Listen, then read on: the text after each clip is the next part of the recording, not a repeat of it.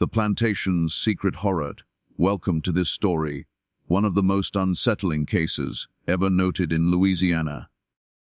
Before we dive in, share in the comments where you're tuning in from and the exact time you started listening. It's always interesting to see the different places and hours of the day or night where these stories reach. The year was 1822, a year of sweltering heat and humidity that settled like a damp blanket across the lowlands of Pointe Coupee Parish. The Mississippi meandered in slow, languid loops, and the smell of decaying vegetation mixed with the sharp tang of sugar cane fields stretching for miles. Travelers along the dirt roads often remarked on the eeriness of the quiet stretches between plantations, where moss-draped oaks cast long, twisting shadows that seemed to move in the corners of the eye. It was to one such isolated estate that the widow Moreau, recently widowed under circumstances that some whispered about but few dared detail, had come to live with her children. The Moreau plantation, though modest in comparison to some of the grand sugar estates of the region, commanded attention for its stark isolation and the way it pressed itself against the horizon. News of its new mistress had spread slowly through the parish. Some said she carried herself with a rigid elegance, her black silk skirts rustling even in the softest breeze, while her pale, angular face remained nearly expressionless under the wide, brimmed bonnet she favored. Locals described her as severe, almost regal. And yet there was an unsettling emptiness behind her eyes, a chill that made even the most hardened traders and neighbors hesitate when speaking to her. It was in this climate of subtle dread that witnesses first observed the widow Moreau's children, all of whom appeared well, fed but oddly distant, their laughter muted, their gazes fleeting. One neighbor, Madame Lefebvre, later recorded in a parish affidavit, "They play upon the lawn, yet never truly meet one another's eyes. There is a quiet about them that is not the peace of contentment, but of something waiting."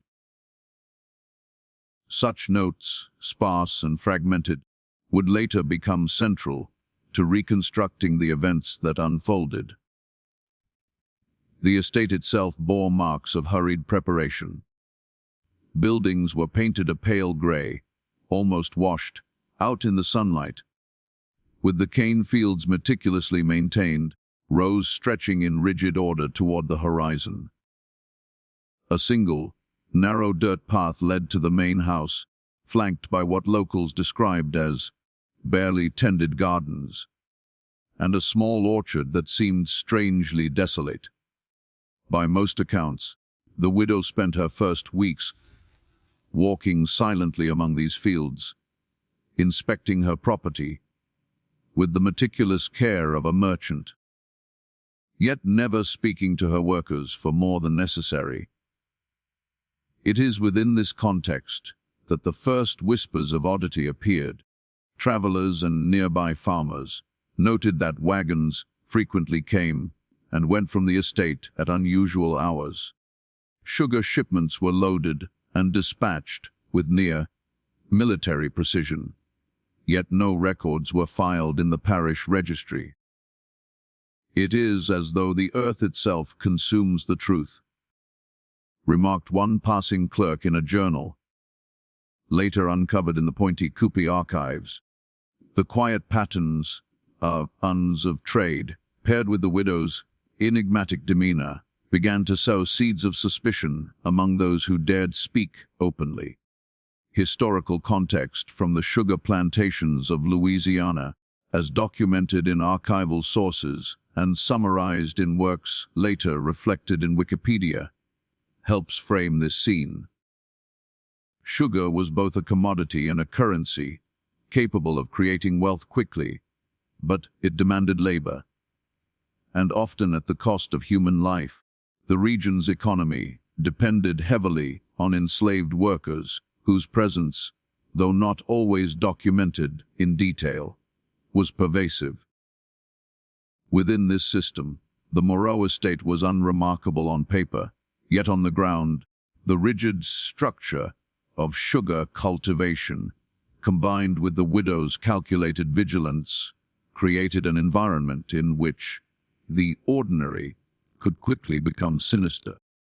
By the time the first children began to vanish, or at least to be noticed as missing by neighboring families, the stage was set. The widow herself maintained an impeccable public facade, greeting parishioners with polite nods at Sunday Mass and attending social gatherings with careful charm.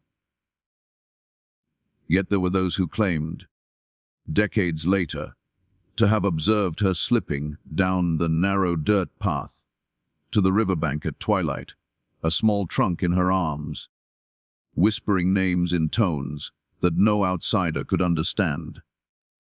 Whether these accounts were factual or the product of rumor, they form the first traceable echoes of the plantation's darker narrative. As the sun set behind the swaying sugarcane, the estate seemed to inhale the last rays, leaving shadows that clung to the corners of the house like living things.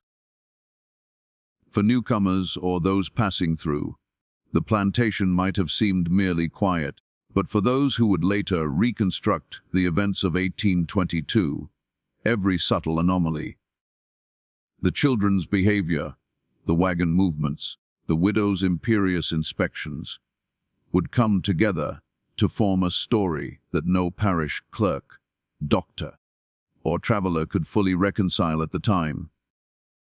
The unease in the air was tangible, the kind that presses against your chest and whispers that not all is as it appears. This was the world into which the widow Moreau arrived, the stage on which a series of events would unfold. Events that combined the unremarkable rhythms of sugar production with an extraordinary, unsettling human cruelty. By placing her within the documented practices of Louisiana sugar plantations, we gain the first lens into the tragic intersection of greed, desperation, and isolation.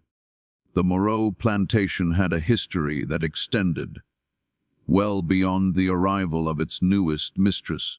County records indicate that the property had changed hands multiple times over the preceding half-century, each owner leaving their own faint imprint on the sprawling fields and the main house. By the early 1820s, it was considered modest among Louisiana's sugar estates, yet its seclusion and proximity to the Mississippi lent it a quiet prominence.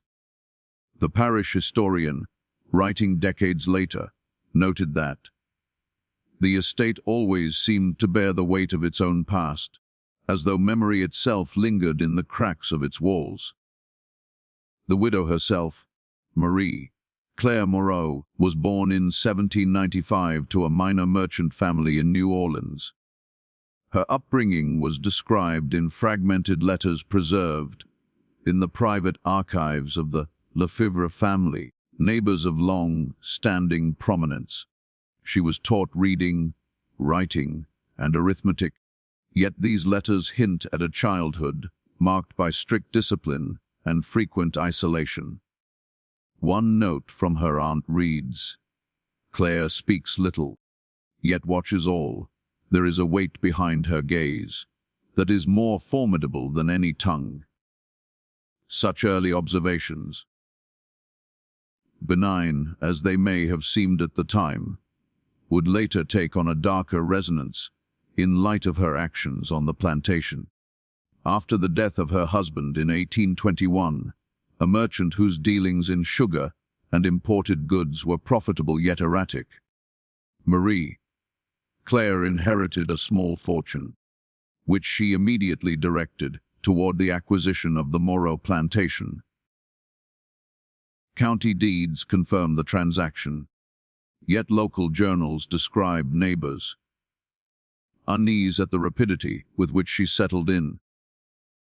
She arrived with a certain command, wrote a traveling merchant, not the command of wealth alone, but of one who expects obedience from the very air she breathes.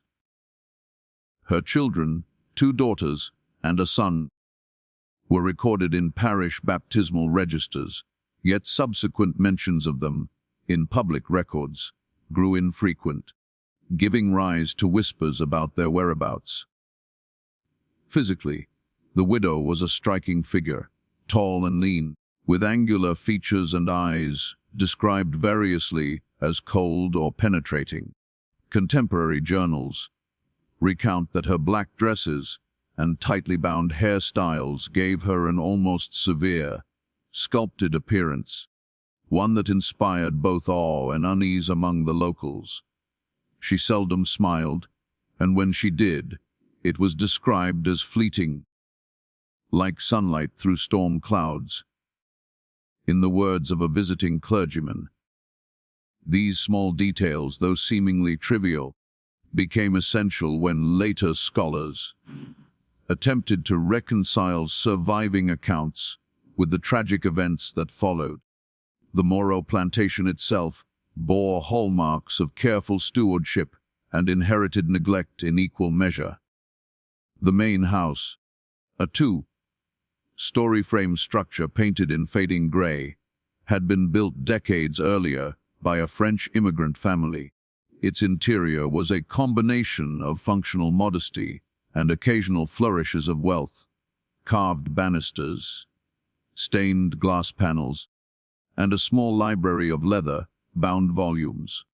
Surrounding it, sugarcane fields stretched in precise rows, interrupted only by a narrow lane leading to the river, where barges transported the harvest to New Orleans and beyond. Parish maps of the period show that the property's isolation was nearly absolute. The nearest neighbor lay more than a mile away, a detail that would later complicate attempts to gather eyewitness testimony. Reputation in the local community was a nuanced blend of respect and wariness. The widow attended Mass regularly, donating to the parish and observing social conventions with meticulous attention. Yet among servants, itinerant laborers, and distant neighbors, there was a growing sense of unease. Reports in later affidavits describe how the widow's children were rarely seen outside the house, except under supervision, and even then, they seemed subdued, almost wary of one another. "They speak as one does to shadows," one servant would later recall. These observations, though fragmentary, formed the first puzzle pieces that historians and folklorists would later attempt to assemble. Even more striking were the financial records she maintained: parish ledgers and merchant invoices, some of which survived only in copies referenced in later newspaper clippings, indicate that sugar shipments from the Morrow estate were unusually frequent and sometimes unaccounted for. While these entries could be interpreted as clerical errors or the normal opacity of 19th-century commerce, in hindsight, they hinted at a system in which value was extracted in unconventional and tragically human ways. It is here that the Wikipedia documented context of Louisiana sugar plantations becomes salient. Plantations often operated under secrecy, with laborers' movements, health, and even life itself subordinated to the demands of production. By the conclusion of 1822, this backdrop, an isolated plantation, a disciplined widow, meticulous financial records, and a socially wary community, had set the stage for the series of events that would become a parish legend.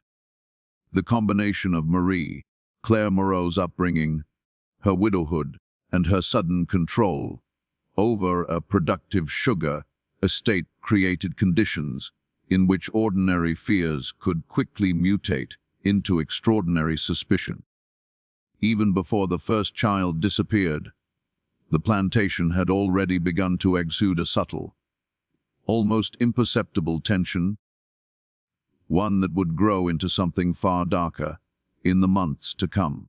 Life on the Moreau plantation in early 1822 followed a rhythm dictated as much by the cane fields as by the widow herself. Dawn arrived over the Mississippi lowlands in a haze of mist and humidity, and with it, the distant calls of birds and the low murmur of the river. The enslaved laborers, whose names are preserved only sporadically in parish records, such as Etienne, Lucille, and Joseph, rose long before sunrise, tending to both the sugar cane and the domestic needs of the household. Their labor was exhausting, the air thick with the scent of wet earth, fermenting sugar, and the occasional smoke from cooking fires. Yet even within this ordinary toil, some found moments of unease. There is a hush about this estate, noted a visiting journeyman carpenter in a notebook later discovered in county archives, as though the wind itself fears to speak freely. The widow's children were ever present, yet curiously distant. Observers recorded that they maintained polite, almost robotic manners when interacting with servants, offering nods and short replies but rarely laughter or conversation. Madame Lefebvre, a neighbor who often peered from behind her shutters, remarked in a parish affidavit that the eldest daughter walked among the cane like a shadow, never looking beyond the stems, as if afraid of something unseen. The middle child, a boy of 7, was described as quiet to the point of strangeness, often sitting alone near the riverbank for hours. These patterns, though subtle at first, would later draw attention when coupled with the more alarming disappearances to come. The widow herself maintained a schedule of extreme meticulousness. Each morning she inspected the estate, walking the rows of sugarcane with an almost military precision. Workers recall her holding small ledgers and quills, making notes about the state of the soil, the growth of the cane, and the readiness of sugar vats for harvest. Parish historians later noted that such attention to detail, though ordinary for plantation management, took on a sinister edge when contrasted with the unusual behavior toward her children. Some servants later testified that she would observe the children for hours, scribbling in journals whose contents remain unknown, yet whose pages were rumored to include cryptic symbols and lists of names. The first whispers of oddity emerged through the actions of the estate's laborers. 18, who had been with the property since the previous owner, recounted in an affidavit decades later that he would sometimes hear the widow calling the children's names in the middle of the night, though the children were never found in the rooms she inspected. Lucille reported hearing low, repeated knocks on the pantry walls, though no one was ever present. Joseph, a young field hand, recalled wagons arriving at dusk to deliver supplies of sugar and other goods, only for the wagons to depart hours later with items unrecorded in any ledger. It was these small inconsistencies, scattered across multiple testimonies, that would later suggest an underlying pattern, a rhythm of activity that outsiders could not fully comprehend. Local rumor began to attach itself to the widow's household. A traveling merchant passing through the parish in late spring 1822 noted in his journal, "The Moreau place carries a hush upon it, and whispers follow those who pass the gate. Even the river seems to bend around its reach with caution. These whispers, though dismissed by many contemporaries as superstition, would later become a key element in the folklore surrounding the estate. The combination of isolation, the widow's strict control, and the irregular movements of children and wagons created a perception of secrecy that was difficult to quantify but impossible to ignore. It was also during this time that the widow's dealings in sugar became more irregular, though never overtly illegal by the standards of the parish. Shipments increased in frequency, sometimes arriving at times when river traffic was sparse. Parish clerks, when reviewing the records decades later, noted that the volumes of sugar leaving the Moreau estate far exceeded those expected from its size. Here again, the context provided by Louisiana sugar plantations, as documented in the historical literature and summarized in Wikipedia, is instructive. Sugar production was labor-intensive and highly profitable, but it required secrecy, precise logistics, and, in many cases, ruthless efficiency. The widow's behavior, rigorous, secretive, and occasionally alarming, aligned disturbingly with these practices, yet she also appeared to be pursuing a separate, unknown agenda. By midsummer of 1822, observers began to notice a pattern of disappearances. Small items, sometimes personal effects of the children, were found abandoned near the river or hidden in corners of the fields.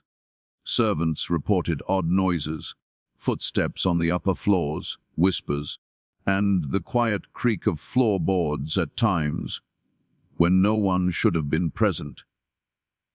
Even the local priest, who visited the estate periodically, wrote in a private journal that the children seemed watched, yet unseen, as though their very being were weighed by eyes only she could command.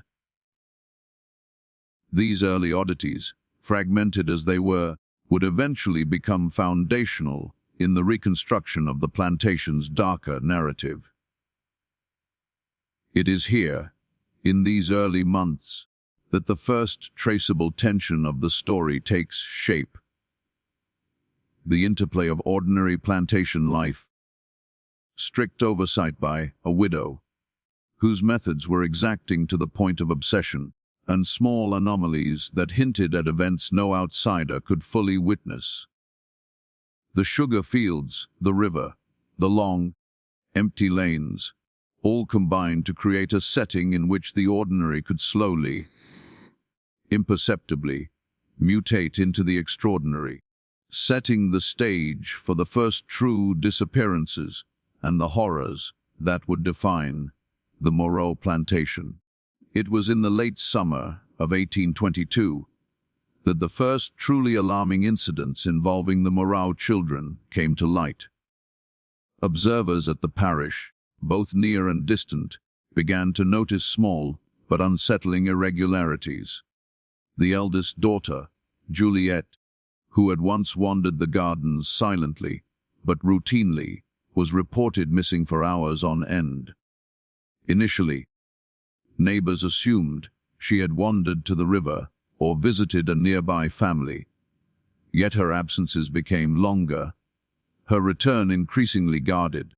Madame Lefebvre, whose scrutiny of the estate never wavered, recorded in an affidavit years later, "I saw her go out at dusk, the sun low behind the cane, and she did not return until the moon had risen fully. Upon her return, she walked as one burdened, glancing not to left nor right, and her little brother clung to her skirt, as if fearful of some unseen presence." The boy, Henry, was similarly affected.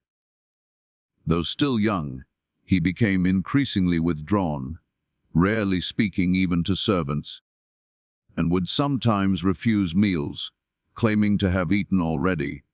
though no evidence suggested this. A servant named Joseph recalled in testimony, "I asked him once why he did not eat, and he looked at me with eyes I did not know, saying only, 'She will come for us soon.' I do not understand it, even now." These early statements, seemingly cryptic at the time, within your very DNA, foreshadowed the more sinister events to come and lent weight to the mounting suspicion that the children were being manipulated or removed under the guise of the plantation's routine. The disappearances were subtle but consistent. Parish letters note that small items belonging to the children, handkerchiefs, toys, a doll, would be found in the fields or along the riverbank, sometimes carefully hidden beneath reeds or loose soil. One journal entry, penned by a traveling merchant who lodged at a nearby inn, described how he observed a wagon arriving late at night, its sides obscured by canvas. 2 children were placed inside, and when he asked a passing laborer about the cargo, the man shook his head and muttered, "It is for the mistress's business, and none asks questions here." The merchant later speculated that the estate was using sugar shipments to mask other activities, though he could provide no direct proof. Adding to the unease, the widow's own behavior became increasingly enigmatic. She was seen walking through the fields at twilight, carrying small parcels and talking in hushed tones to the children. Servants recalled that she would sometimes call the children by different names than their own, as if testing them, and would correct them sharply for minor mistakes. In the journals of neighboring families, this was interpreted as a display of harsh discipline, yet later scholars would view it as evidence of a carefully constructed system of control, one that blurred the lines between maternal care and manipulation. Rumors began to spread through the parish, amplified by the natural suspicion that accompanies isolation. One clerk, documenting parish gossip decades later, wrote, "It was whispered that the mistress traded more than sugar at her estate, though none could say with certainty what that might mean." The phrasing, ambiguous yet charged, hinted at the earliest inklings of horror, that the children themselves might somehow have been involved in the widow's commercial pursuits, a notion so grotesque that few dared mention it openly at the time. Historical context from Louisiana sugar plantations provides a lens for interpreting these events. Sugar production relied on both secrecy and strict control over labor, and the movement of children and young workers, whether free or enslaved, was tightly regulated, yet the Morau estate exhibited behaviors that went beyond ordinary practice. Shipments arrived at irregular hours, parcels were hidden within wagons, and children's absences were not reported immediately. This combination of factors, when viewed through the surviving records, and later summarized in historical reviews, suggests a careful orchestration designed to avoid scrutiny, while facilitating activities that were morally and legally ambiguous. By autumn, the pattern was unmistakable. The children's routines were disrupted, their absences longer, and their behavior increasingly strange. A particularly chilling incident was recorded in the journal of a neighboring doctor who had been called to the estate to examine Juliet for what he assumed were minor ailments. He noted, "She sat in the parlor, hands folded, eyes fixed upon some point beyond the window. When I asked her to describe her day, she said only, 'I am needed elsewhere. Do not wait for me.' Her tone was neither childish nor fearful, but commanding in a way most unsettling. Such testimony underscores the extraordinary psychological environment the children were subjected to, one shaped by both fear and the widow's meticulous authority. It was during this period that parish records begin to show discrepancies in sugar shipments, a detail that, while minor to casual observers at the time, would later serve as a crucial clue. Shipments were frequent, arriving and departing with the same level of exactitude noted in earlier months, yet they were accompanied by rumors of missing children. This correlation, noted decades later by historians examining Louisiana plantation practices, suggests that the widow's commercial dealings may have been intertwined with the disappearances, though definitive evidence remained elusive. The first incidents of the children, therefore, were subtle, fragmented, and difficult to interpret in real time. Yet in retrospect, they form the critical starting point for understanding the Moreau Plantation's dark narrative. The combination of vanished children, cryptic remarks, and irregular shipments set the stage for the investigations, discoveries, and eventual folklore that would follow. The air of the estate, already thick with heat and the scent of cane, now seemed laden with something heavier: anticipation, fear, and the first whispers of tragedy that the parish would not soon forget. By late 1822, the subtle disturbances that had marked the early months on the Moreau Plantation had grown into a pattern impossible for observers to ignore.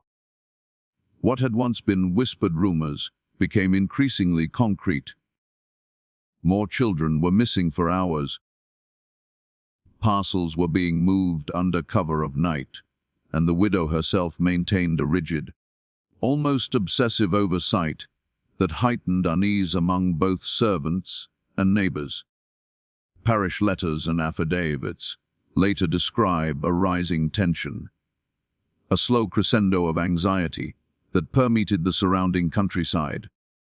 The first outward signs of alarm among the parish occurred when neighbors noticed that several children from adjacent farms had been seen lingering near the Moreau estate, apparently summoned by the widow's emissaries or by the children themselves.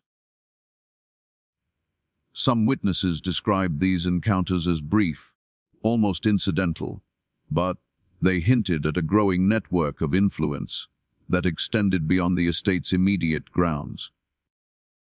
Madame Lefebvre, still observing from her shuttered window, noted that they walked together, speaking in whispers I could not understand. The mistress's presence was felt, though she remained within the house. These incidents, though minor individually, formed the early threads of what would later be interpreted as a deliberate system of control and abduction. Shipments of sugar, always central to the estate's operation, became increasingly irregular and opaque. Parish clerks reviewing ledger entries decades later noticed that volumes often exceeded the estate's documented production, with records of deliveries arriving at unusual hours. One affidavit recalled a particularly perplexing night in which a wagon left the plantation under moonlight, returning hours later empty, or at least apparently so. Servants spoke of strange containers hidden beneath sugar barrels, the contents of which were never recorded, and of hushed conversations between the widow and a series of unidentified traders who visited with remarkable frequency. The children themselves displayed behaviors that reinforced growing suspicions. Juliet became quiet to the point of inexpression, her eyes fixed on distant points for long stretches, as though following instructions she could not, or would not, reveal. Henry, once shy and withdrawn, began to echo phrases in the widow's exact tone, recalling lines that servants later described as oddly precise and unnatural. The youngest daughter, Sophie, seemed the least affected, though witnesses later noted her curious interest in the arrivals and departures of wagons and parcels, a behavior that may have been both observation and inadvertent participation in the unfolding drama. The parish constable, a man named André Boudrox, was among the first official authorities to investigate. Reports indicate that Boudrox visited the plantation on several occasions, requesting records of sugar shipments and questioning servants about the children's whereabouts. In his notes, he recorded contradictions and omissions that grew increasingly troubling. The ledger indicates 3 barrels dispatched, yet only 2 remain accounted for. The children are not present. Servants claim ignorance. Mistress Moreau refuses explanation beyond the standard account of labor and necessity. Frustrated by a lack of cooperation and bound by limited authority, Boudrox returned to town, each time with incomplete information, his suspicions mounting but unprovable. Letters preserved in the archives of Point Coupee parish recount how whispers began circulating in the broader community. Merchants and neighbors, often fearful of confronting a woman of wealth and influence, spoke in veiled language. It is said that the mistress deals in more than cane. One note reads, though none may speak openly of such things. Even clergy, who observed the widow's presence at church, noted her imposing authority and the peculiar behavior of her children, commenting that the young ones move in a manner most unnatural, as though tethered by unseen chains. Such testimony, while anecdotal, formed the basis for later historical reconstructions of the estate's darker operations. The escalation also brought with it contradictions in the official records. Parish clerks, attempting to reconcile the ledger of sugar shipments with anecdotal reports, found gaps, overlaps, and inconsistencies that suggested either deliberate obfuscation or administrative error. Affidavits, collected decades later, reveal that multiple witnesses remembered seeing wagons leaving with goods in the dead of night. Yet no one could confirm the number of children accompanying them. This tension between formal record and lived observation would become a defining feature of the case, frustrating both contemporary authorities and later historians. Even at this stage, some whispers attributed the disturbances to the supernatural, though these were not documented as fact. Travelers and itinerant workers spoke of shadows among the cane, of children appearing and disappearing in the mist, and of the widow herself, moving silently between the fields and house at dusk. While such accounts were often dismissed by the parish as superstition, they reveal the degree of unease the estate inspired. A combination of isolation, secrecy, and the uncanny presence of children, whose behavior had become increasingly alien. By the end of the year, the Moreau plantation had transformed from a secluded sugar estate into a locus of suspicion. Patterns of disappearances, irregular shipments, and the widow's meticulous, exacting behavior coalesced into a narrative that would later form the basis for the parish's dark folklore. Investigators, clerks, and neighbors began piecing together fragments of testimony, yet each lead seemed to vanish as quickly as it appeared.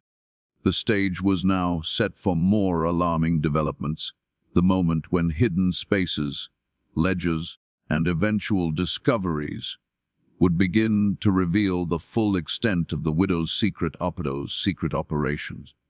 Though the truth remained obscured by fear, secrecy, and the relentless canopy of Louisiana's lowland shadows. By the winter of 1822, the pattern of disappearances, odd behaviors, and irregular sugar shipments at the Moreau Plantation had drawn attention beyond the immediate parish.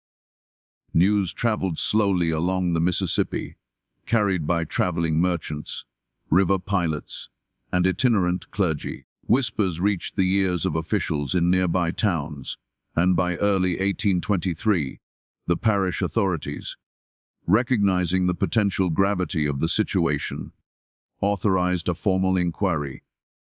Marshal E. Tin Carr, a methodical man in his early 40s, was appointed to investigate the estate, bringing with him a small contingent of deputies and an assistant clerk, tasked with examining ledgers and shipping records. Carr's arrival was unannounced, arriving at the plantation just before dawn in the frost. Laden hours when Louisiana's winter mornings carried a damp chill through the cane fields. The estate, already an object of local superstition, presented a facade of normalcy, smoke curling gently from the chimneys, sugarcane stretching in neat, unbroken lines, and the widow herself appearing on the porch, her posture rigid, eyes alert. She greeted the marshal with a courteous nod, but there was no warmth in her words, no indication of the internal tumult that observers would later infer from the children's behavior. The first day of inspection was deceptively calm. Carr walked the fields, noting the state of the sugarcane and the general orderliness of the estate. He observed workers moving in silent, precise patterns, their movements almost mechanical under the widow's watchful eye. Servants offered polite responses to inquiries, yet Carr noted a tension that suggested fear rather than simple obedience.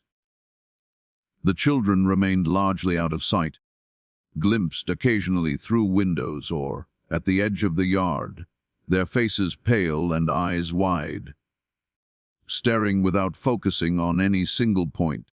Carr's later report described them as alive in form, yet seemingly absent in spirit. An attention soon turned to the estate's records. The assistant clerk, tasked with reconciling sugar shipments against ledger entries, discovered discrepancies almost immediately. Certain shipments appeared on invoices, but lacked corresponding entries in the estate's books, while other barrels were accounted for multiple times under different dates. Carr recorded these contradictions carefully, noting the estate's records, though complete in appearance, contain irregularities that suggest either purposeful obfuscation or the negligence of those maintaining them.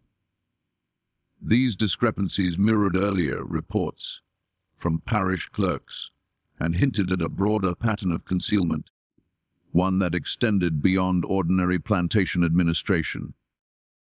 As the investigation progressed, investigators were given access to the main house and surrounding buildings. The widow permitted inspection, though her demeanor suggested constant vigilance. Rooms were meticulously arranged and furniture placed with precision. Yet Carr's attention was drawn to areas that seemed unusually quiet. The upper floors, where the children were kept, the storage rooms adjoining the kitchen, and a small, locked chamber in the rear wing. Workers, when asked about these spaces, claimed ignorance, though some later admitted, under oath, that they had observed the widow moving through these rooms at night, sometimes carrying small parcels or speaking in hushed tones to the children. The arrival of investigators also triggered a subtle tightening of the widow's behavior. Carr noted that she became increasingly precise in her speech, correcting your minor details and monitoring the children's movements with intense scrutiny. Servants later described seeing her escort the children along the cane rows, whispering instructions that they obeyed without hesitation. Parish historians, reviewing Carr's report decades later, interpreted these actions as a form of psychological control, a system designed to enforce obedience while shielding the true purpose of the estate's operations. During the investigation, Carr and his deputies also attempted to interview neighboring families. Though many were hesitant to speak openly, fearing social reprisal or the widow's influence, fragments of testimony emerged. One merchant recalled seeing wagons arrive after dusk, their contents hidden beneath canvas. Another noted that children sometimes accompanied these deliveries, though he could not confirm their return. These accounts, corroborated partially by entries in parish ledgers, reinforced the notion that something beyond ordinary commerce was taking place. Though it remained tantalizingly elusive, historical context from Louisiana sugar plantations, as documented in sources later summarized on Wikipedia, helps frame Carr's investigation. Sugar production in the region was notoriously secretive, highly profitable, and often reliant on the strict, sometimes brutal, oversight of enslaved or subordinate laborers. Within this context, the Moreau estate's irregular shipments and tightly controlled labor were not, in themselves, extraordinary. Yet, when combined with the children's disappearances, the discrepancies in records, and the widow's obsessive supervision, the investigators faced a puzzle whose pieces hinted at horror without ever fully revealing it. By the close of the first week, Marshal Carr had gathered a series of conflicting observations, incomplete ledgers, and witness statements tinged with fear. The widow maintained her composure, yet the investigators could sense the taut control she exercised over every aspect of her estate, even as they departed to confer with parish authorities about next steps. The feeling lingered that the Moreau plantation had been operating according to a hidden rhythm, one that was both precise and profoundly disturbing. It was not long after Marshal Carr's initial inspection that the first tangible evidence of the estate's darker secrets began to emerge. The disturbances, once whispered rumors and subtle irregularities, now took physical form in ways that no parish clerk or casual observer could ignore. Investigators returned to the Moreau plantation with renewed focus, this time accompanied by a local physician, Dr. Lucien Arnaud, whose expertise in post-mortem observation would prove crucial in documenting the anomalies within the estate. The first discovery occurred in the soil surrounding the main house. Laborers, under Carr's direction, began careful excavation in areas previously noted as slightly uneven or disturbed. It was here that shallow depressions, irregular in shape and partially obscured by years of grass growth, were uncovered. Though the earth showed no signs of formal burial, Dr. Arnaud noted that the patterns were consistent with repeated placement and removal of objects, perhaps even small bodies. Parish letters from the period describe how workers hesitated to continue, murmuring that the ground itself seemed to watch them. The physical evidence, subtle as it was, confirmed the earliest suspicions. The estate had been a site of repeated concealment, whether intentional or not. The main house and its outbuildings also yielded unsettling discoveries. In the rear pantry, investigators found signs of hidden compartments, small wooden boxes concealed beneath floorboards, containing personal items of the children. Tiny shoes, scraps of clothing, and the occasional toy. One box, carefully crafted and lined with fabric, bore traces of what Dr. Arnaud would later describe as organic residue, not consistent with ordinary use, though he could not conclusively identify it, without disturbing the material further. These items, catalogued meticulously in affidavits and parish reports, suggested a systematic concealment of personal effects, aligning with witness reports of children disappearing for hours at a time. Attention soon turned to a cellar beneath the main house, accessed by a narrow, steep stairway. The space, previously overlooked in routine inspections, was found to contain small storage casks, some with evidence of tampering. One cask bore a faint, unidentifiable stain, while another contained scraps of fabric and leather matching items noted as missing by neighbors. Investigators noted the meticulous arrangement of these objects, suggesting deliberate placement rather than haphazard storage. Dr. Arnaud's journal, later paraphrased in parish archives, describes the cellar as a space of careful concealment, where intent can be inferred though motive remains obscured. The hidden chambers revealed more than material objects. They exposed the psychological imprint of the widow's control. Notes and ledgers, carefully coded, were found tucked within the beams of the house. While largely illegible to untrained eyes, some symbols appeared to correspond with names, dates, and shipments of sugar. Carr noted that these notations could have been used to track the movements of individuals, possibly even her own children, alongside commercial transactions. The notion was deeply unsettling. The same system that organized the estate's economic output may have been employed to regulate human life, at least in part. Witness testimonies corroborated the physical findings.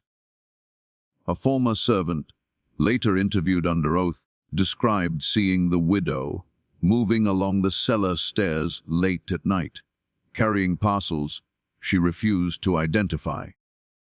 Another claimed to have observed children being escorted into hidden spaces within the pantry and cellar, only to reappear later without explanation.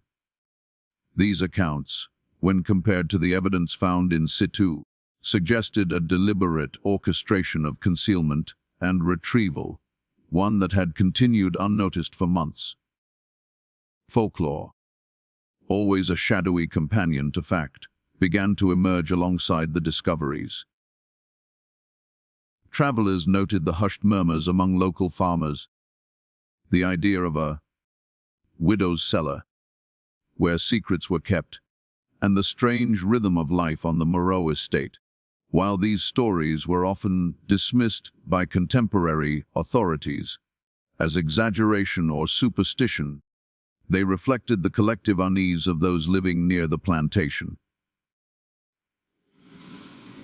Later historians cite these accounts as valuable, if imprecise, windows into the psychological atmosphere of the estate, a place where ordinary life and hidden cruelty coexisted uneasily.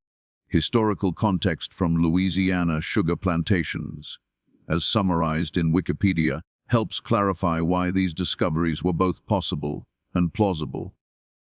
Plantations were self-contained worlds, often isolated, with spaces, cellars, storage rooms, and hidden compartments, used for both legitimate economic purposes and secretive management. Within such an environment, it would have been feasible for the widow to manipulate both children and shipments without immediate detection, a reality that underscores the terrifying efficiency of her operations. By the conclusion of this phase of investigation, Carr and Dr. Arnaud had assembled a troubling picture. Disturbed soil, hidden compartments, concealed objects, and coded ledgers all pointed to a systematic effort at concealment. While no explicit act of violence had yet been documented, the pattern suggested a deliberate orchestration of control, hiding both children and items in ways that defied casual explanation. The Moreau Plantation, once merely a site of routine sugar production, had revealed its first concrete traces of horror. The discoveries at the Moreau Plantation in late 1822 and early 1823 did not remain confined to parish records and investigators' journals for long. News of Marshal Carr's inspection, Dr. Arnaud's observations, and the uncovering of hidden compartments reached the ears of a handful of traveling journalists and the regional clergy. These figures, curious, morally compelled, or simply seeking sensational accounts, began arriving at the plantation under varying pretenses. While the widow maintained her unflinching composure, the presence of outsiders introduced a new dimension of scrutiny, both formal and social, that the estate had not previously encountered. One of the earliest accounts comes from a correspondent of the Louisiana Gazette, who arrived under the guise of reviewing sugar production practices for the parish. His journal, later referenced in regional histories, notes the palpable tension upon entering the estate. The widow greeted me with the courtesy due a stranger, yet her gaze held a rigidity that suggested she was measuring not my worth, but my capacity to intrude. He describes the children as ghostly in comportment, moving silently from room to room, their small hands clutching dolls or scraps of fabric, eyes wide yet unfocused. The journalist was careful to note the proprieties of observation, never accusing, always framing events in the tone of reportage. But the underlying disquiet is evident in every line. Clergy involvement emerged as both moral and investigative oversight. Reverend Pierre de Frezin, the parish priest, visited the Moreau estate several times during this period, ostensibly to offer spiritual guidance, and observed the children's conduct. In private letters, preserved in diocesan archives, he remarked upon the eerie behavior of the household. The children sit together, yet apart. Their silence is weighted. Their eyes harbor secrets I cannot claim to understand. De Frezin also reported observing the widow guiding the children through the sugarcane fields, issuing instructions in tones that seemed both nurturing and commanding. Such duality, he noted, was troubling. It suggested care intertwined with control in ways that transcended ordinary maternal concern. Journalists and clergy both attempted to reconcile the irregularities they witnessed with the established realities of plantation life. Sugar shipments continued to arrive and depart under mysterious circumstances. Hidden containers and parcels surfaced with little explanation, and the ledger entries offered contradictions that defied simple accounting. Yet observers hesitated to make accusations outright. The widow's social standing, wealth, and gender afforded her a shield that both protected and obscured her actions.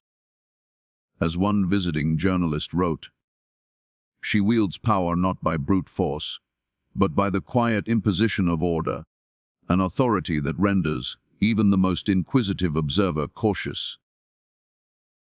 The testimony of servants, previously gathered in affidavits by Marshal Carr, gained new resonance in the presence of clergy and journalists. Etan, Lucille, and Joseph were encouraged to speak more openly, though fear remained palpable. Etienne recounted witnessing the children, escorted into hidden spaces beneath the house, while Lucille described whispers and parcels moved under cover of night. Joseph added details of wagons departing after dark, with cargoes that were partially concealed. While these narratives remained fragmentary, their convergence across independent accounts lent weight to suspicions and suggested a systemic, rather than incidental, series of actions. The clergy, in particular, became concerned with the moral implications. Reverend de Fresnay consulted with other priests and regional authorities regarding the legality and ethics of Marie Claire Moreau's management. Their discussions, partially documented in diocesan letters, emphasized the interplay of social norms, gender expectations, and property rights in early 19th century Louisiana. While no explicit law was invoked, the prevailing sense was that the widow's authority over her household and estate was absolute, leaving little room for intervention. Even when the well-being of children was in question. The journalist and clergy accounts also intersected with emerging folklore. Stories circulated of children disappearing into the cane at dusk, only to reappear hours later, pale and silent, carrying small parcels or repeating cryptic phrases. Travelers' journals noted that even those who had visited for ordinary business purposes reported feeling an oppressive weight upon the estate, as though the very air had been conditioned to obedience. These accounts, though anecdotal, reinforced the perception of a controlled, secretive system, one that operated both materially, through hidden containers and ledger discrepancies, and psychologically, through the children's regulated behavior. Historical context from Louisiana sugar plantations again provides insight. The industry's reliance on secrecy, hierarchical oversight, and the intense labor of both adults and children created conditions in which deviations could occur without immediate detection. The Moreau estate, however, appears to have amplified these structural characteristics, embedding control mechanisms into the very fabric of the household, using the children as both participants and symbols of order. The involvement of journalists and clergy, therefore, not only documented the unusual behavior, but also provided an external corroboration that the anomalies extended beyond mere rumor or superstition. By the conclusion of this stage, the combined accounts of journalists, clergy, and investigators formed a tapestry of growing unease. The Moreau plantation, already a site of suspicion, had now been scrutinized through multiple lenses, each reinforcing the notion that the widow's household operated according to a hidden system of management, one that involved children in ways that were at best morally ambiguous and at worst sinister. While direct evidence of criminal acts remained elusive, the stage was set for discoveries that would make the parish, and eventually historians decades later, confront a deeply unsettling truth about the nature of control, secrecy, and human exploitation at the estate. The arrival of journalists and clergy had drawn wider attention to the Moreau plantation, but the complexity of the estate's operations demanded a deeper, more methodical investigation. By early 1823, Marshal Carr returned, this time accompanied by an additional clerk and a small team of laborers tasked with cataloging every ledger, parcel, and hidden space in the house and surrounding fields. Their goal was to reconcile witness, testimony with physical evidence, a process complicated by the widow's meticulous control and the estate's isolation. Witness accounts now became central to the inquiry. Servants were interviewed separately, their statements cross-referenced to detect inconsistencies or corroboration. Tan recalled that he had seen the widow escort the children into the rear pantry, then reemerge hours later carrying parcels he could not identify.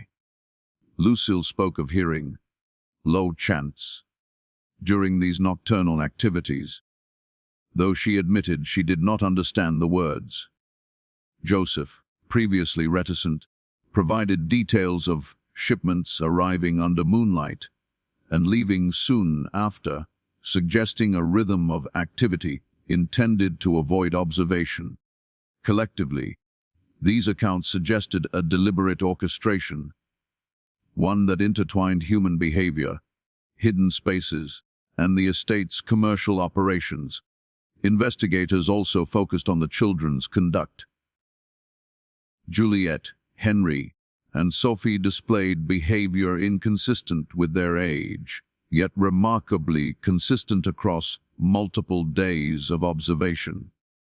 Parish records noted that the children would sometimes mimic the widow's movements or repeat her words verbatim, even when she was not present. Marshall Carr described this as an unsettling echo of adult authority embedded in young minds, as though they had internalized an order beyond comprehension. Such observations raised questions about psychological manipulation and the role of environmental conditioning in the children's behavior, factors that were only beginning to be recognized by 19th-century observers. Outside the house, the fields and riverbank became sites of inquiry. Investigators identified several small depressions in the soil that appeared deliberately placed and repeatedly disturbed. Though Dr. Arnaud could not confirm the presence of bodies, the impressions were consistent with concealment or temporary storage of objects, including human-sized shapes. One laborer later testified that he had seen the widow near these depressions at dusk, carrying a small bundle that seemed too heavy to be clothing alone. These physical anomalies, when combined with ledger discrepancies and witness accounts, began to form a pattern, suggesting that the widow's management of the estate extended into morally and legally ambiguous territory. Journalists' notes from this period also provide crucial context. A correspondent from the New Orleans Daily Picayune described the widow's interactions with outsiders. She conducts herself with the precision of a general and the patience of a scholar, permitting observation only insofar as it does not interfere with her regimen. Children move in silent patterns, obedient yet withdrawn, as though rehearsing some private theater of command. Such descriptions, though literary in style, align closely with the factual observations recorded in affidavits and ledgers, reinforcing the notion that the estate's operations were both deliberate and systematic. Clergy observations contributed additional insight, particularly regarding the moral climate of the household.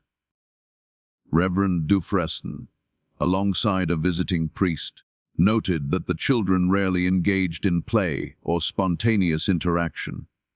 Instead, they moved through the estate with a strict awareness of oversight, performing tasks precisely as instructed and avoiding even minor deviations. These observations, documented in letters and later paraphrased in diocesan reports, suggested that the widow's control extended to both behavior and environment, creating a system of observation and obedience that left little room for normal childhood spontaneity. Physical evidence continued to accumulate. Hidden compartments, previously overlooked, were identified in the pantry, cellar, and upper floors. Objects within these spaces, clothing, scraps of paper, and small personal effects, were catalogued meticulously. Investigators noted traces of organic material on some items, which Dr. Arnaud described as suggestive of contact with living beings, though further analysis is constrained by decomposition and time. While these findings did not constitute proof of criminal action, they reinforced suspicions raised by witness testimony and ledger irregularities. The deeper investigation also highlighted contradictions in the widow's own account. When asked about the children's whereabouts or the nature of the shipments, she offered explanations that were precise yet incomplete, often referring to routine household duties or sugar production logistics. Carr noted that her words, though seemingly transparent, conceal as much as they reveal, and any attempt to penetrate this veil is met with exacting correction or subtle diversion. This calculated obfuscation, combined with the corroborated witness accounts and physical anomalies, formed the foundation of a slowly emerging narrative, one in which the widow exercised both economic and psychological control with chilling efficiency. By mid-1823, the investigative team had amassed a substantial body of evidence. Witness statements, field observations, ledger discrepancies, hidden compartments, and behavioral analysis of the children. Though the ultimate truth remained elusive, patterns were unmistakable. The estate operated as a self-contained system in which secrecy, control, and meticulous documentation coalesced to obscure activities that were morally, if not yet legally, indefensible. The Moreau Plantation, once simply a sugar estate, had become an object lesson in the interplay between wealth, authority, and human vulnerability, a dynamic that would haunt local memory for decades to come.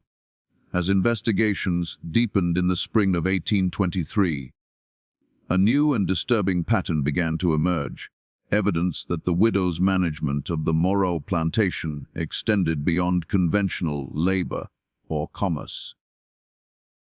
Ledger discrepancies, hidden compartments, and witness accounts had already painted a troubling picture.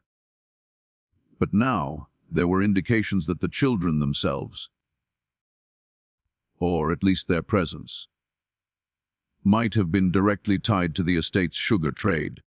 While contemporary observers hesitated to draw explicit conclusions, the evidence began to suggest a morally reprehensible system in which human lives were entwined with commercial gain.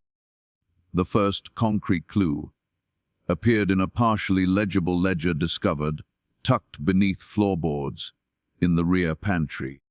The ledger contained entries marked with dates, amounts of sugar, and initials that appeared to correspond to the children or to unidentified individuals who visited the estate at odd hours. Though the exact meaning of these notations remained unclear, Marshal Carr and Dr. Arnaud noted that the pattern suggested a linkage between the children's absence and the movement of sugar shipments. Parish records from neighboring towns later noted that barrels of sugar had arrived from Moreau at unusual times, often accompanied by vague reports of assistance rendered that did not conform to standard labor practices. Testimonies from servants reinforced these suspicions. Etain recalled seeing parcels labeled with initials that matched those found in the hidden ledger, being loaded onto wagons late at night. Lucille reported that the children were sometimes sent alongside these parcels under the widow's supervision or following instructions relayed through her intermediaries. Joseph added that he had seen goods exchanged discreetly at river docks, with children present in a manner that seemed both casual and calculated. While no formal accusation could be made at the time, the convergence of these observations suggested a deliberate system of exchange that involved the children indirectly, if not directly. The widow's own behavior lent further weight to these inferences. Observers noted that she monitored every shipment, from the weighing of sugar barrels to the departure of wagons, and that she maintained a detailed, meticulous record of each transaction. Parish letters from the period describe her as calculating, precise, and implacable, noting that she would correct even minor errors in the documentation. The children, by contrast, were incorporated into this routine with remarkable obedience, their movements and actions seemingly choreographed to match the flow of goods. This combination of financial oversight and psychological control created an environment in which ordinary commerce masked activities that remained deeply suspect. Historical context is illuminating. Louisiana sugar plantations, as documented in sources summarized in Wikipedia, relied heavily on labor-intensive production, strict oversight, and secrecy to maintain profitability, while oversight of workers, especially children, was not unusual. The Morrow estate demonstrated an unusual intertwining of child supervision with commercial operations, amplified by secrecy and irregular shipment schedules. Even contemporary observers noted the peculiarity of the estate: barrels of sugar arriving at night, parcels moving unseen, and children appearing at docks or storage areas without explanation. The pattern was highly atypical, even by the standards of the time, and suggested a system designed to obscure the true nature of the transactions. Letters from local clergy further contextualized the moral unease this pattern created. Reverend de Fresnin, in correspondence with colleagues, expressed concern that the widow's operations may have involved exploitation that went beyond ordinary labor practices. "I have watched," he wrote, "as the children move with a precision unnatural for their years, accompanying shipments of sugar and parcels, yet their understanding of purpose seems absent. One wonders whether they are instruments of gain or simply shadows of themselves." Such reflections highlight the psychological and ethical dimensions of the estate's operations, revealing that the community perceived the link between children and trade as deeply troubling.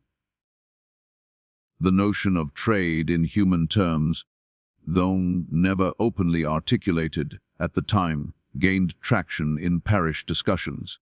Whispers circulated of children being sent to other plantations or merchants in exchange for goods, particularly sugar, though no direct proof was documented in legal records. Even the journalists covering the estate noted the disquieting regularity of children accompanying parcels and wagons, writing that the movements of the children seemed to follow the rhythm of commerce rather than the liberty of childhood.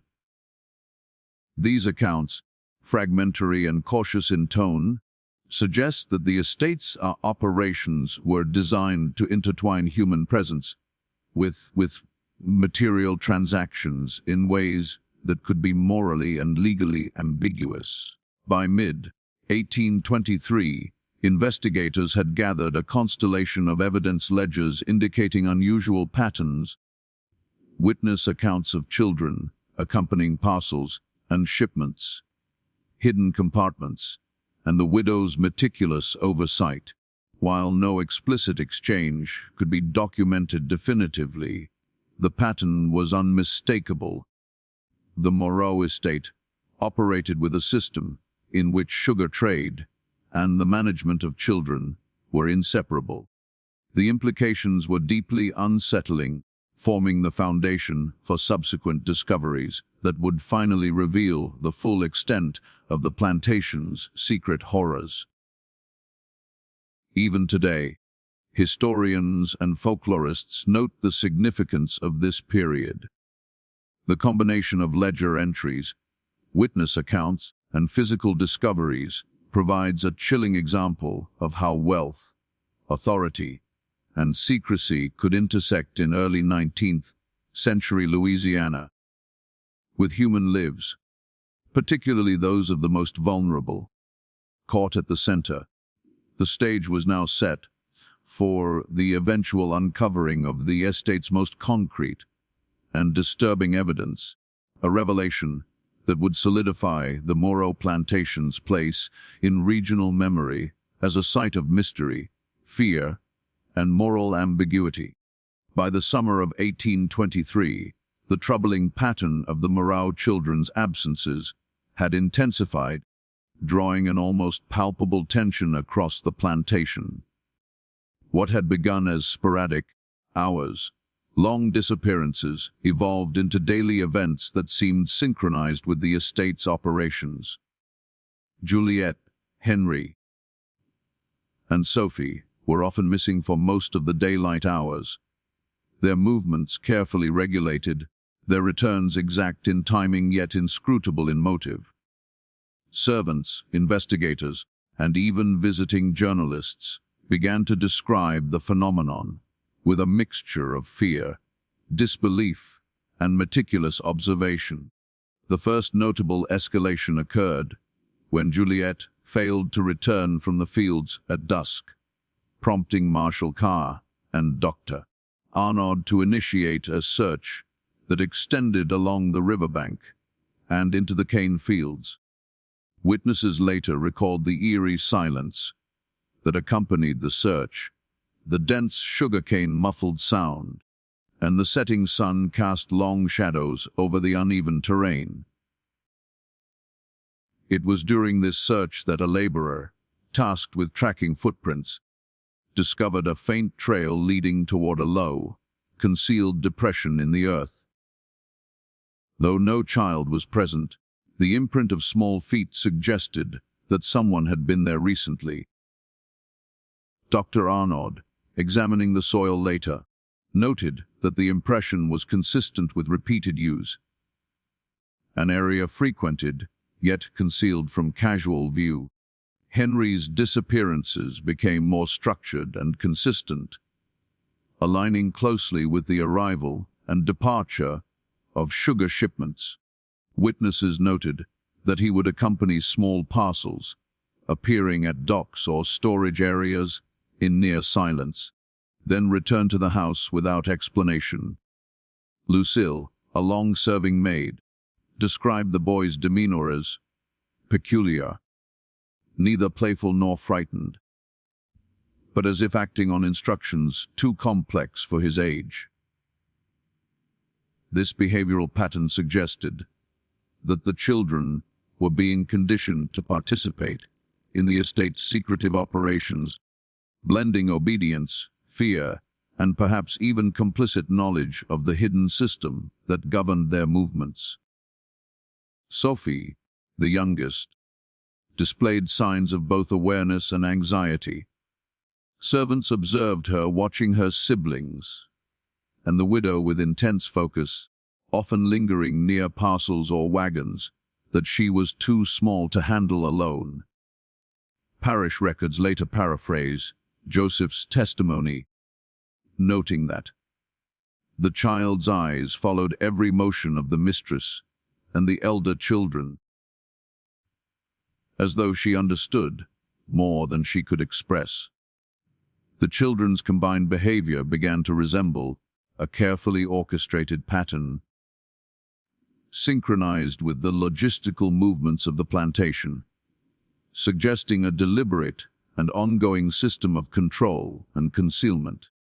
Physical evidence corroborated these accounts. In one instance, investigators discovered a shallow pit partially obscured by reeds near the riverbank. Small footprints, including those of children, were embedded in the soil, along with impressions of parcels that had been dragged or carried. Dr. Arnaud, consulting later records, described the scene as a subtle combination of human and material traces, consistent with repeated, controlled use. The presence of these impressions across multiple locations suggested that the children were being moved along specific paths, possibly to facilitate the estate's hidden trade or operational routines, while remaining out of view of neighbors and authorities. Witness statements from the period emphasize the psychological weight of these disappearances. Titine recounted that the children would sometimes speak in hushed tones among themselves, repeating phrases or codes that servants could not decipher.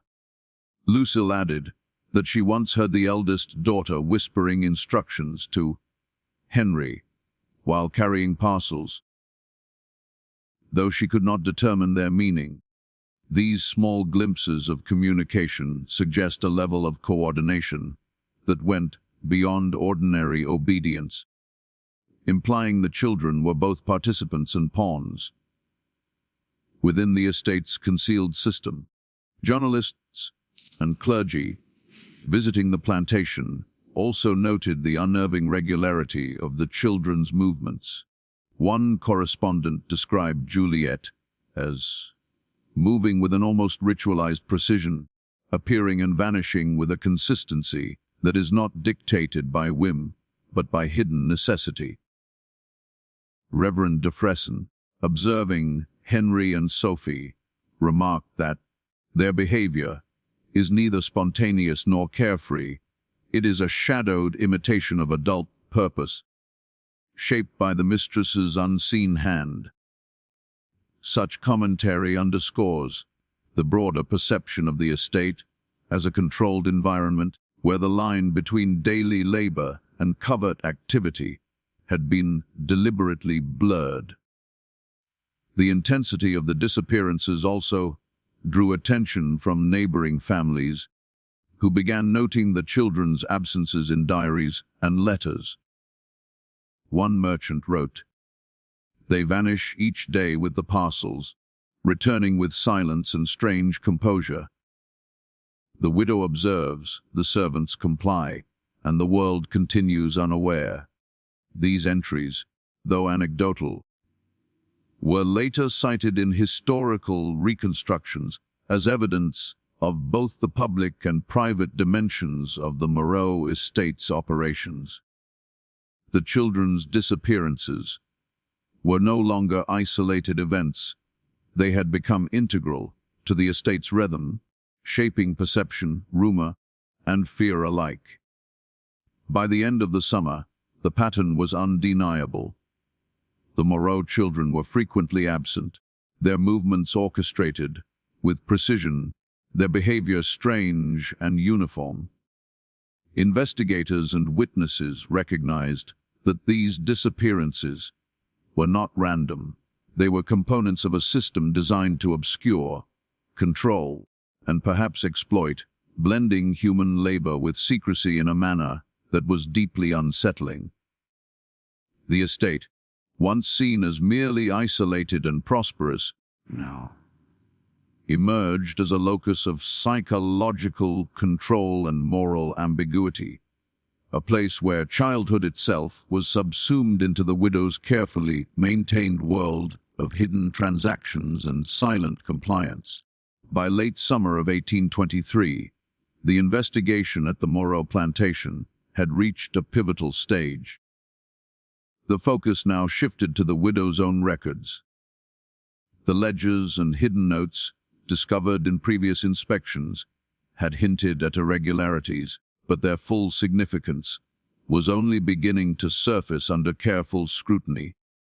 Marshal Carr, assisted by his clerk and Dr. Arnaud, began the painstaking process of cataloging every page, note, and coded entry within the estate's accounting books. What emerged was both methodical and unsettling, a glimpse into a system that intertwined commerce, secrecy, and the management of human lives in ways that were almost surgical in precision. The primary ledger, a thick-bound book whose spine had been reinforced with leather, recorded sugar shipments, financial exchanges, and labor allocations. Superficially, it appeared to document routine plantation operations, barrels dispatched, quantities received, and payments accounted for. Yet beneath this orderly surface, the investigators noted discrepancies and coded annotations. Marginal notes contained initials, dates, and symbols that did not correspond to any known inventory item or routine task. Some entries appeared to coincide with the days when the children were absent, suggesting a deliberate linkage between the ledger's contents and the children's movements. Carr's report later summarized the unsettling realization. The ledger functions simultaneously as account book and map of unseen activity, revealing patterns that exceed the bounds of commerce. Hidden notes were discovered in places that a casual observer would never have suspected, tucked beneath floorboards in the rear pantry, inside the hollow of a staircase, and even within the lining of a small cabinet. Investigators found scraps of paper containing short, cryptic phrases, initials paired with dates, measurements of barrels, and symbols whose meaning remained elusive. Dr. Arnaud, reviewing the organic residue on some notes, speculated that these may have been handled frequently by the widow herself, or even by the children under instruction. While the content was largely indecipherable, the consistency of these hidden records suggested a deliberate, ongoing practice of documentation designed to remain concealed from outsiders. The ledger and notes also provided insight into the widow's psychological approach to control.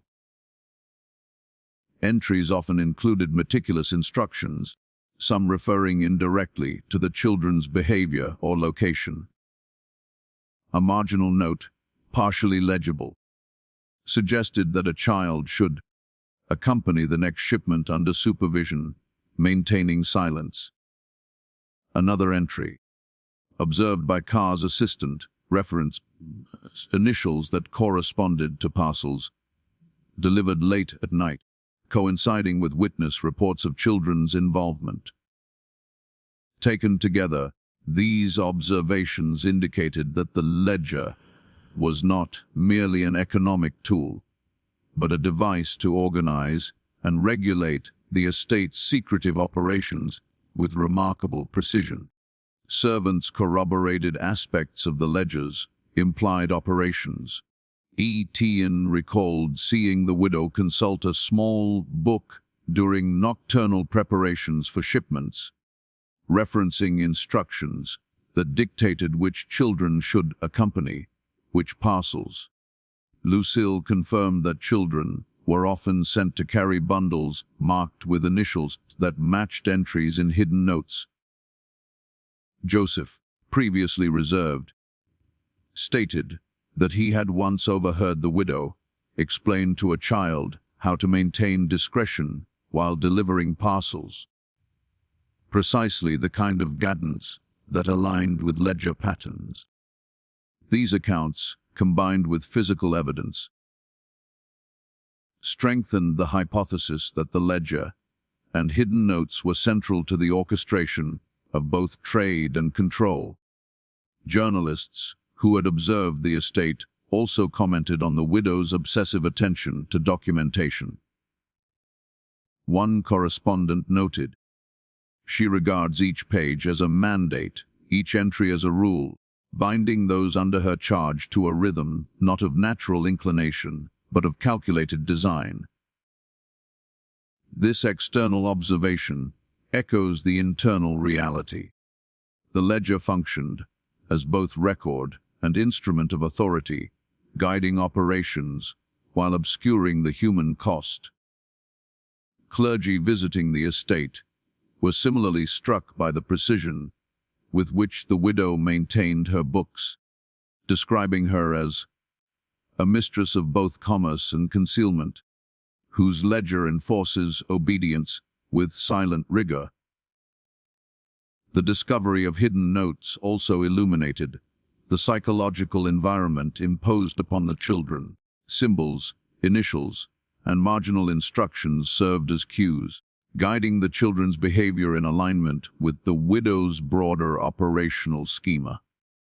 Parish records later summarized these dynamics. The children moved through the estate following patterns suggested by documentation they may have internalized, performing tasks and maintaining silence, as if responding to an unseen conductor. The ledger and notes thus reveal the estate as a carefully choreographed system, where human agency was subordinated to a combination of commerce, secrecy, and maternal, or pseudo-maternal, authority.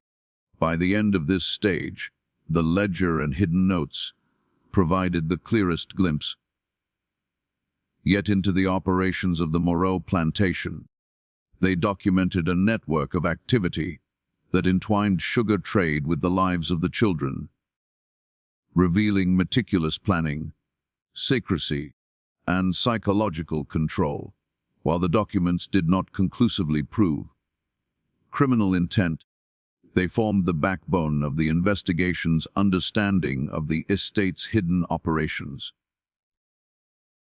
The Moreau Plantation, already notorious for irregular shipments, and the children's disappearances, now appeared as a site where the written word itself regulated behavior, embedding control and secrecy into both commerce and family life. The stage was now set for the investigators to confront the tangible consequences of this orchestration.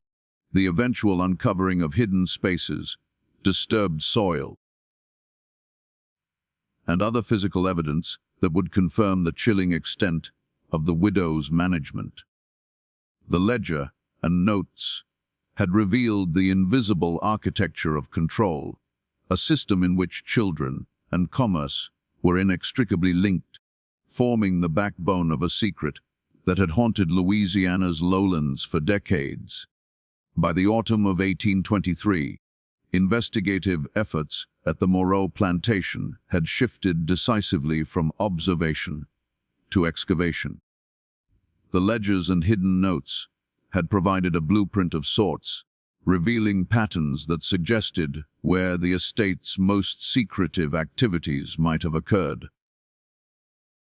Armed with this knowledge, Marshal Carr, Dr. Arnaud, and their small team of deputies and laborers began a systematic search of hidden spaces throughout the main house, the outbuildings, and the surrounding fields. What they uncovered would deepen the unsettling aura surrounding the widow and her carefully maintained estate. The first discoveries were made within the main house itself. Floorboards in the rear pantry, already noted for hidden ledgers, were removed entirely, revealing a narrow cavity that had clearly been designed to hold objects unseen. Within this space were small parcels containing personal effects of the children. Tiny shoes, scraps of clothing, and what appeared to be fragments of letters or notes written in childish handwriting. Dr. Arnaud examined these items carefully, noting traces of organic material that suggested frequent handling by living individuals. Though there was no immediate evidence of harm, the presence of these objects in concealed spaces suggested an intent to hide and control, a disturbing echo of the ledger's coded instructions. Other hidden spaces were less subtle, but equally disturbing. A cellar beneath the rear wing of the house contained several storage casks that had been tampered with. Some barrels bore faint stains, their contents long removed, while others contained scraps of fabric that matched items noted as missing in witness statements. The placement of these items within the cellar suggested deliberate concealment rather than haphazard storage, reinforcing the hypothesis that the estate operated according to a secret system of control and oversight. Carr's notes indicate that even experienced deputies were struck by the meticulous arrangement. Each item appears to be placed with intent, as though obeying a rule known only to the mistress. The investigation soon extended beyond the house. In the cane fields, laborers under Carr's direction discovered shallow depressions in the soil, partially obscured by long grass and reeds. Footprints of small size were visible, alongside impressions that suggested parcels had been dragged or carried. Dr. Arnaud examined these traces and concluded that they were consistent with repeated use, possibly linked to the children's movements observed by witnesses. One laborer testified that he had once seen the widow near these depressions at dusk, carrying a small bundle. The scene suggested an ongoing ritual of concealment and retrieval, blending human activity with the estate's commercial operations. Further examination revealed the existence of narrow passageways and compartments within the house's upper floors. These spaces, some barely large enough to accommodate a single child, contained remnants of personal items and small objects associated with the estate's operations. Journals paraphrasing Carr's observations note the alignment between these spaces and entries in the hidden ledger. It is evident that the mistress has orchestrated a system in which both parcels and children are moved, recorded, and concealed according to a precise, albeit opaque, logic. The psychological implications were clear.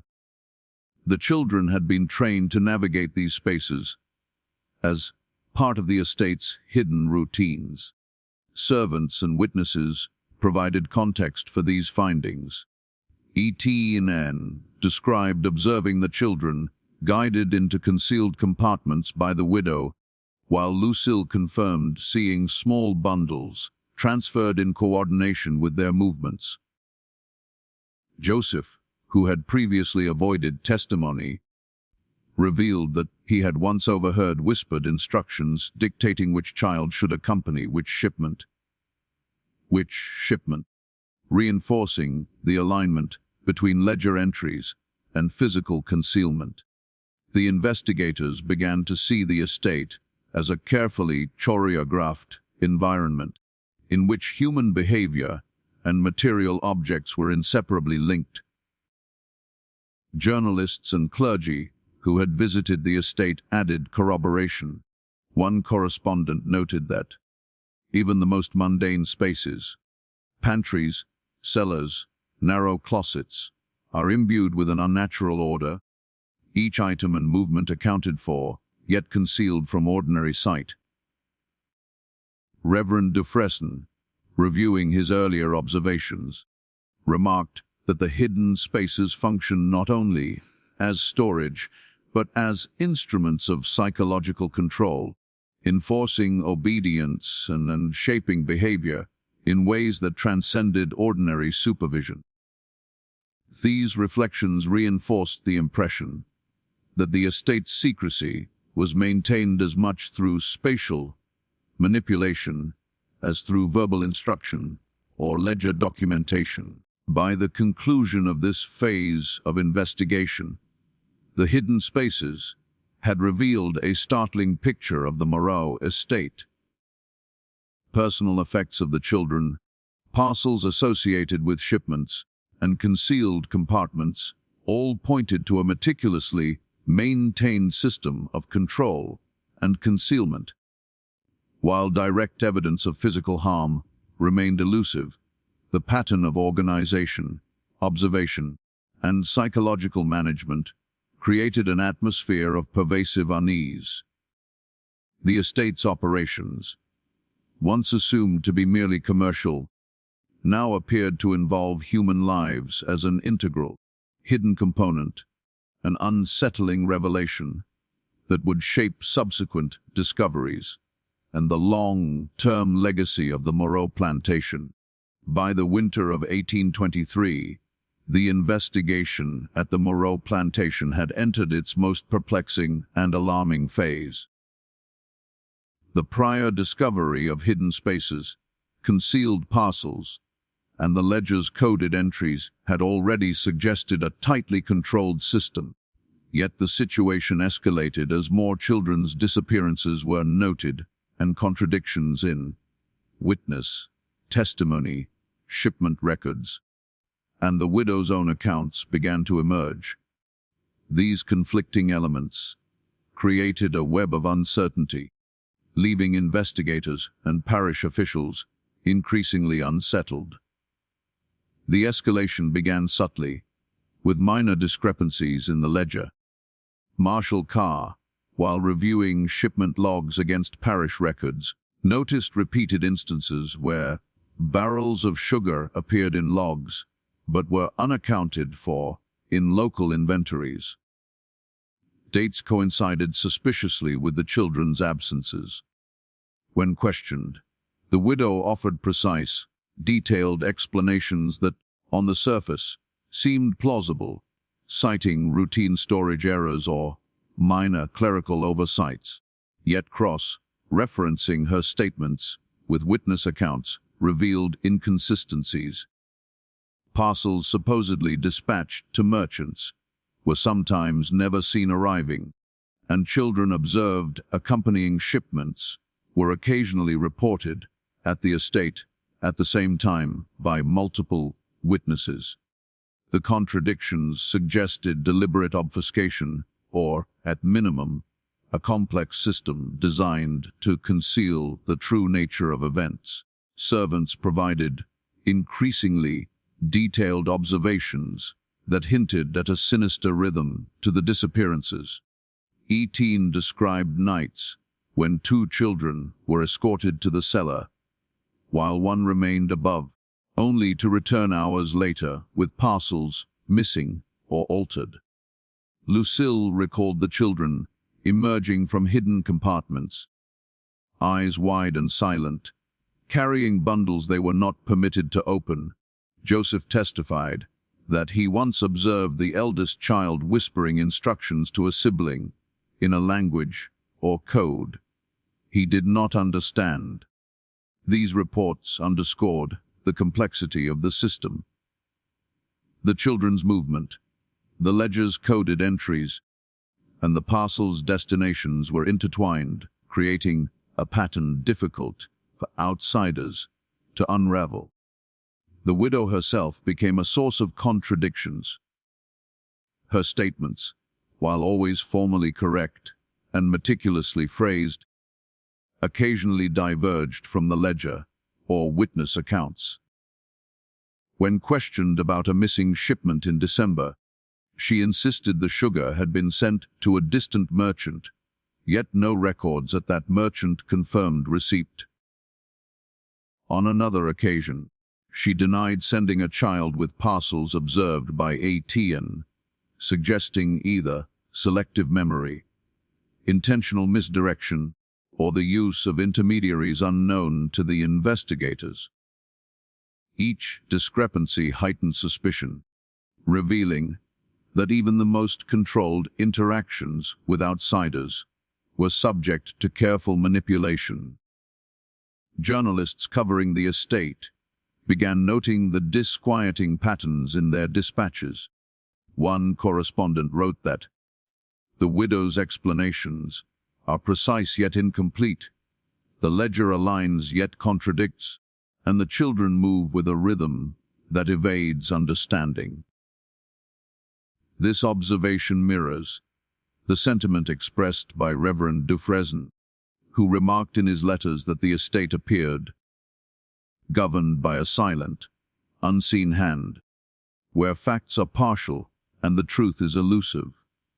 Both clergy and press noted that the children's movements, the hidden spaces, and the ledger's entries created an environment where certainty was impossible.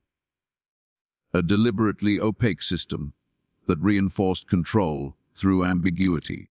Physical evidence of the contradictions became apparent in the estate's hidden spaces. Investigators discovered parcels whose markings did not match ledger entries, bundles placed in compartments inconsistent with the recorded schedule, and floor depressions showing repeated disturbances at times unaccounted for in official logs. Dr. Arnaud's analysis emphasized that these anomalies suggested active manipulation, not mere clerical error. The combination of observed disappearances, ledger discrepancies, and hidden compartments revealed a system in which the estate's operations were carefully orchestrated to maintain secrecy, with children integrated into this system as both participants and instruments of control. The escalation also extended to the local community. Neighbors reported seeing children in locations, or at times that conflicted with the widow's accounts.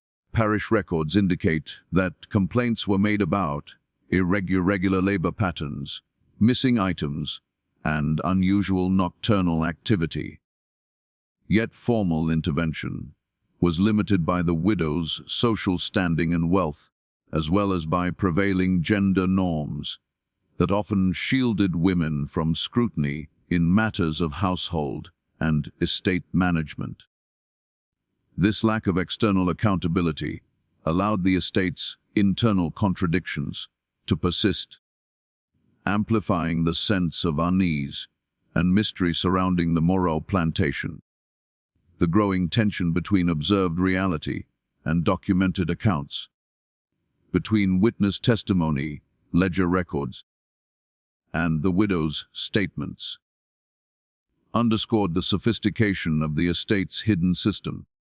Investigators were confronted with a pattern that was deliberate, controlled, and morally ambiguous, yet resistant to definitive proof.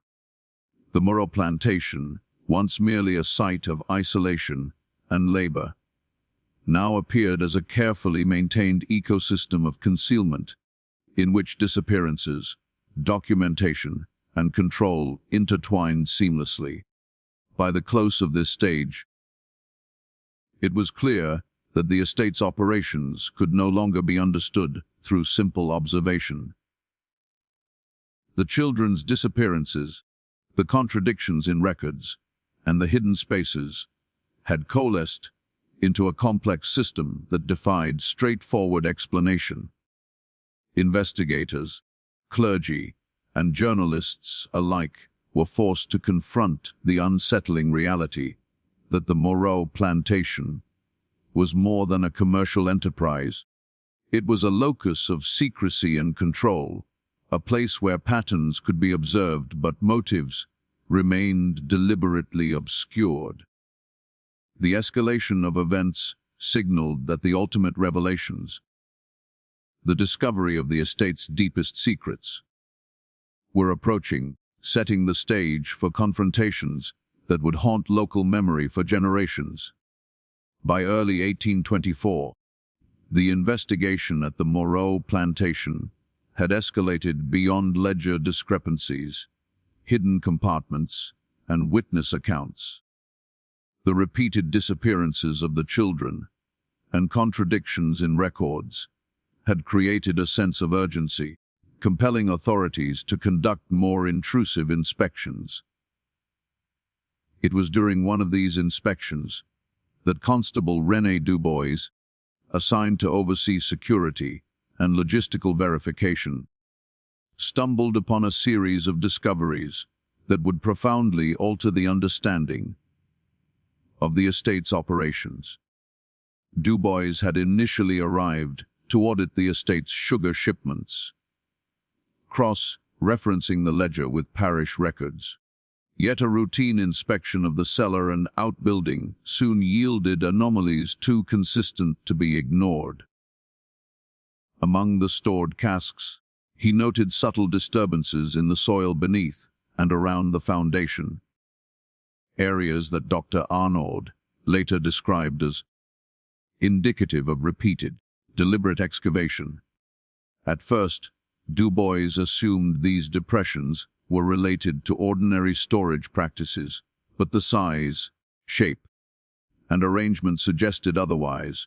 The disturbed earth aligned closely with prior witness accounts of nocturnal activities involving children carrying small parcels or bundles. Further investigation led to a concealed chamber beneath the rear wing of the house. The entrance, hidden behind loose panels and camouflaged with stored crates, had evidently been used repeatedly. Inside, Dubois discovered small objects, shoes, scraps of clothing, and broken toys that matched items reported missing from the children's rooms. Dr. Arnaud examined these objects with forensic care, noting traces of organic matter that indicated prolonged human contact. The chamber itself was narrow, dark, and suffocating, implying it was not designed for comfort, but for temporary concealment. Though no evidence suggested intentional harm, the physical environment reflected a strict and controlled system, reinforcing the notion that the children were being integrated into secretive routines for purposes yet unknown. Simultaneously, Dubois uncovered what he termed peripheral evidence of human presence within the estate's various storage areas. Scraps of paper, hidden under floorboards or tucked between barrels, contained shorthand notations resembling ledger entries. Marginal symbols matched initials found in the widow's primary ledger, suggesting that these hidden notes were part of a broader, coordinated system of record-keeping. Dr. Arnaud interpreted these findings as indicative of a deliberate method to monitor both materials and the children themselves, a dual system of oversight blending commercial and human control. The constable also initiated preliminary autopsy-style observations, though no bodies were present.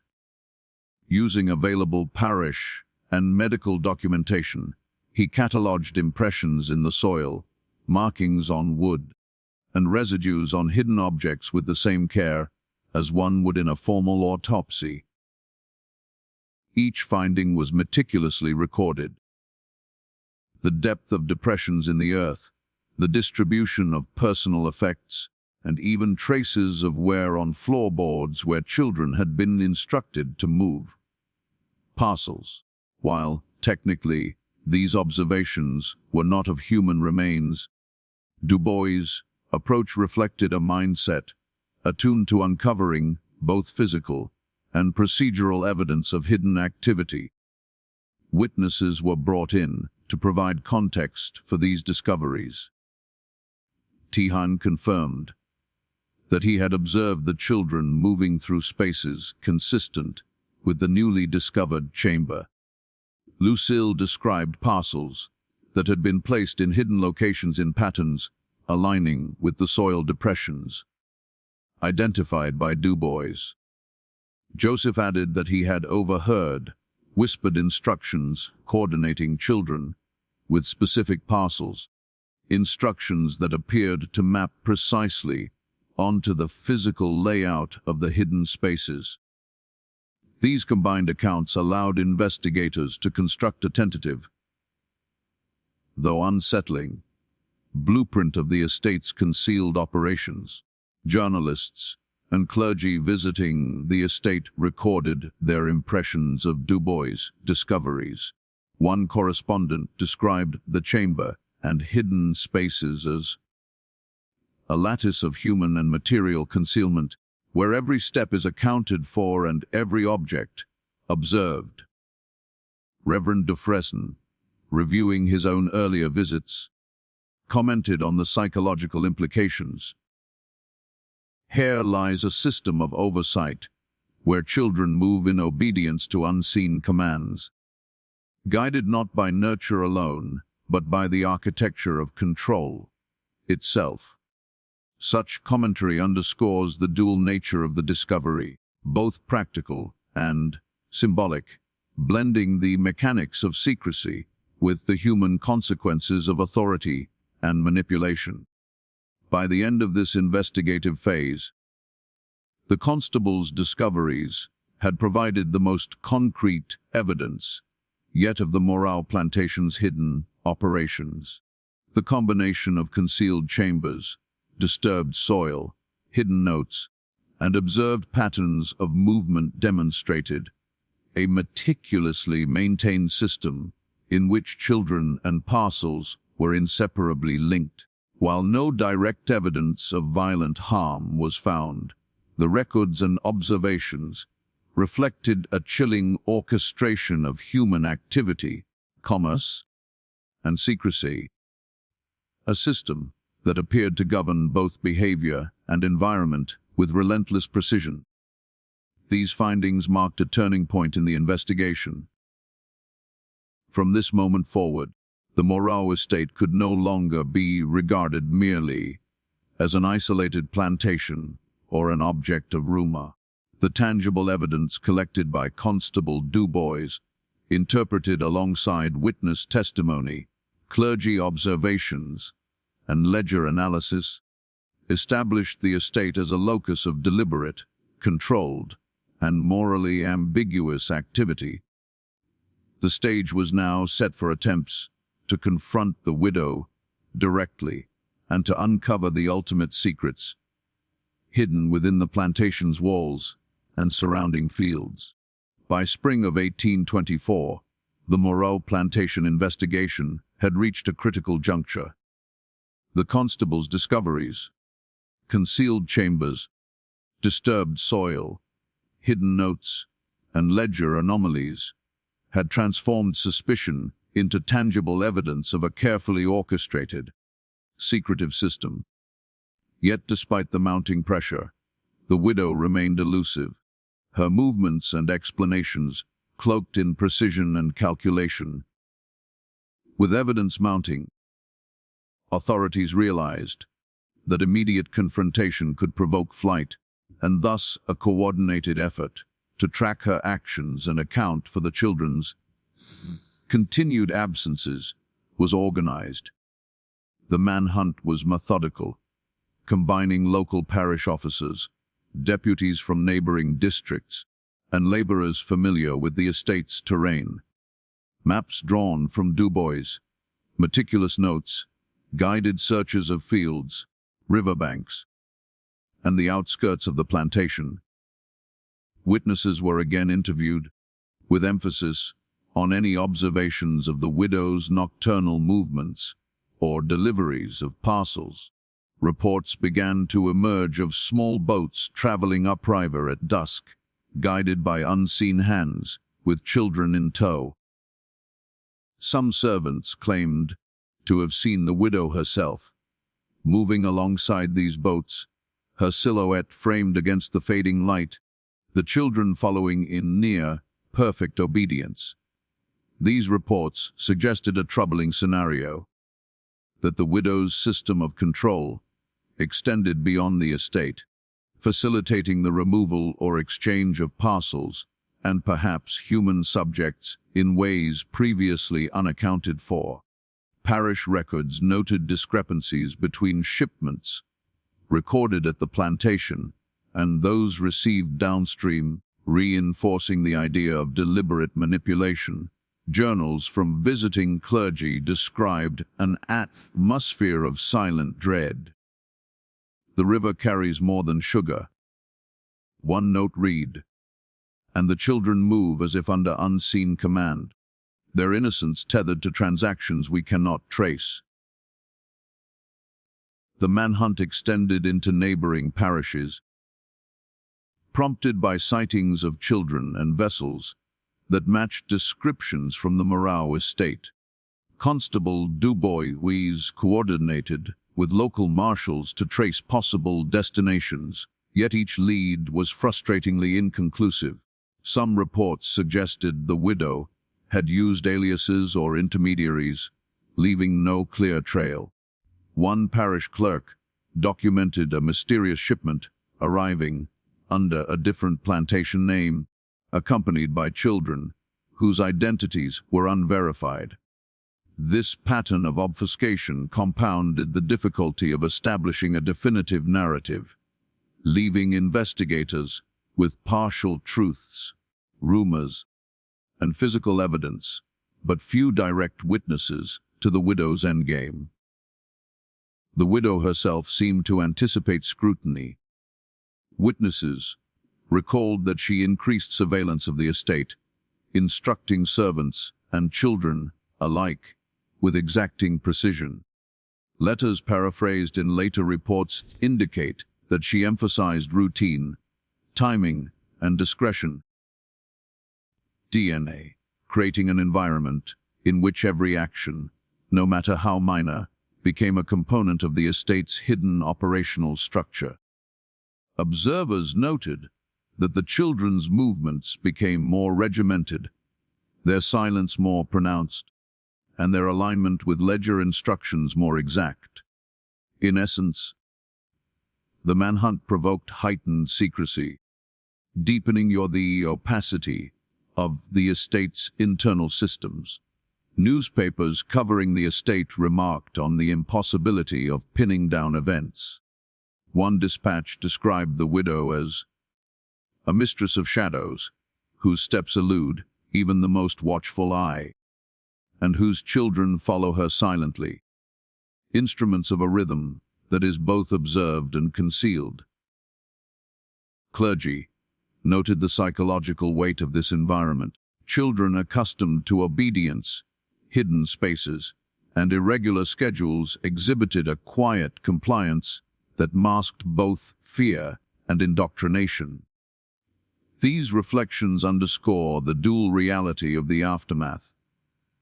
While authorities sought to establish control, the estate's internal order was largely maintained, demonstrating the widow's mastery of surveillance, secrecy, and behavioral conditioning. Despite months of effort, the manhunt failed to produce a definitive apprehension of the widow or full accounting of the children's whereabouts. Some witnesses reported sightings in other parishes or along the river months later, suggesting movement beyond the immediate jurisdiction.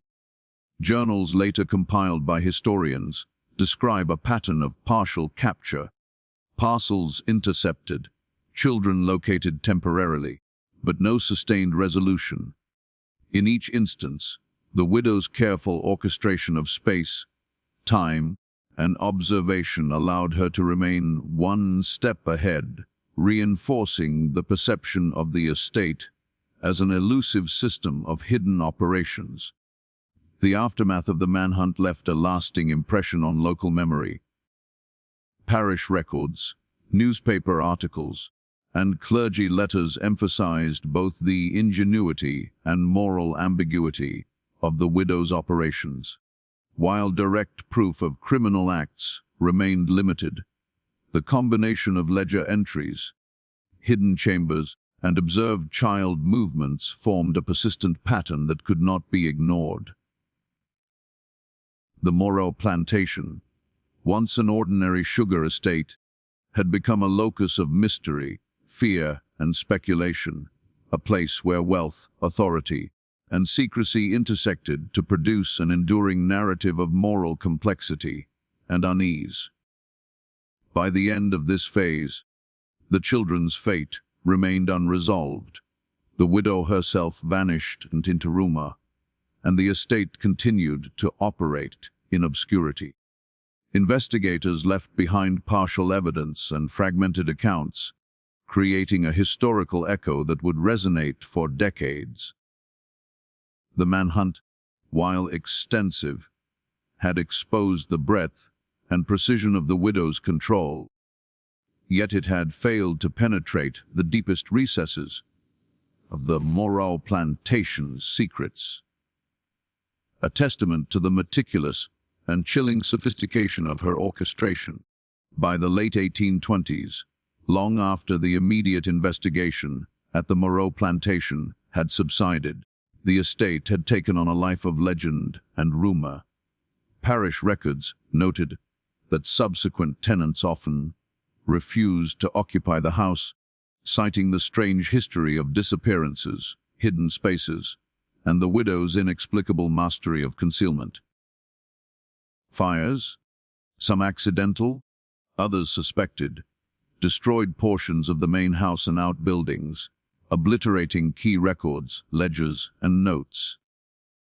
Local historians, clergy, and professors who would later attempt to reconstruct the events were left to rely on fragments of evidence, oral testimony, and the occasional surviving document, all of which lent the estate a reputation that blurred the line between documented history and folklore.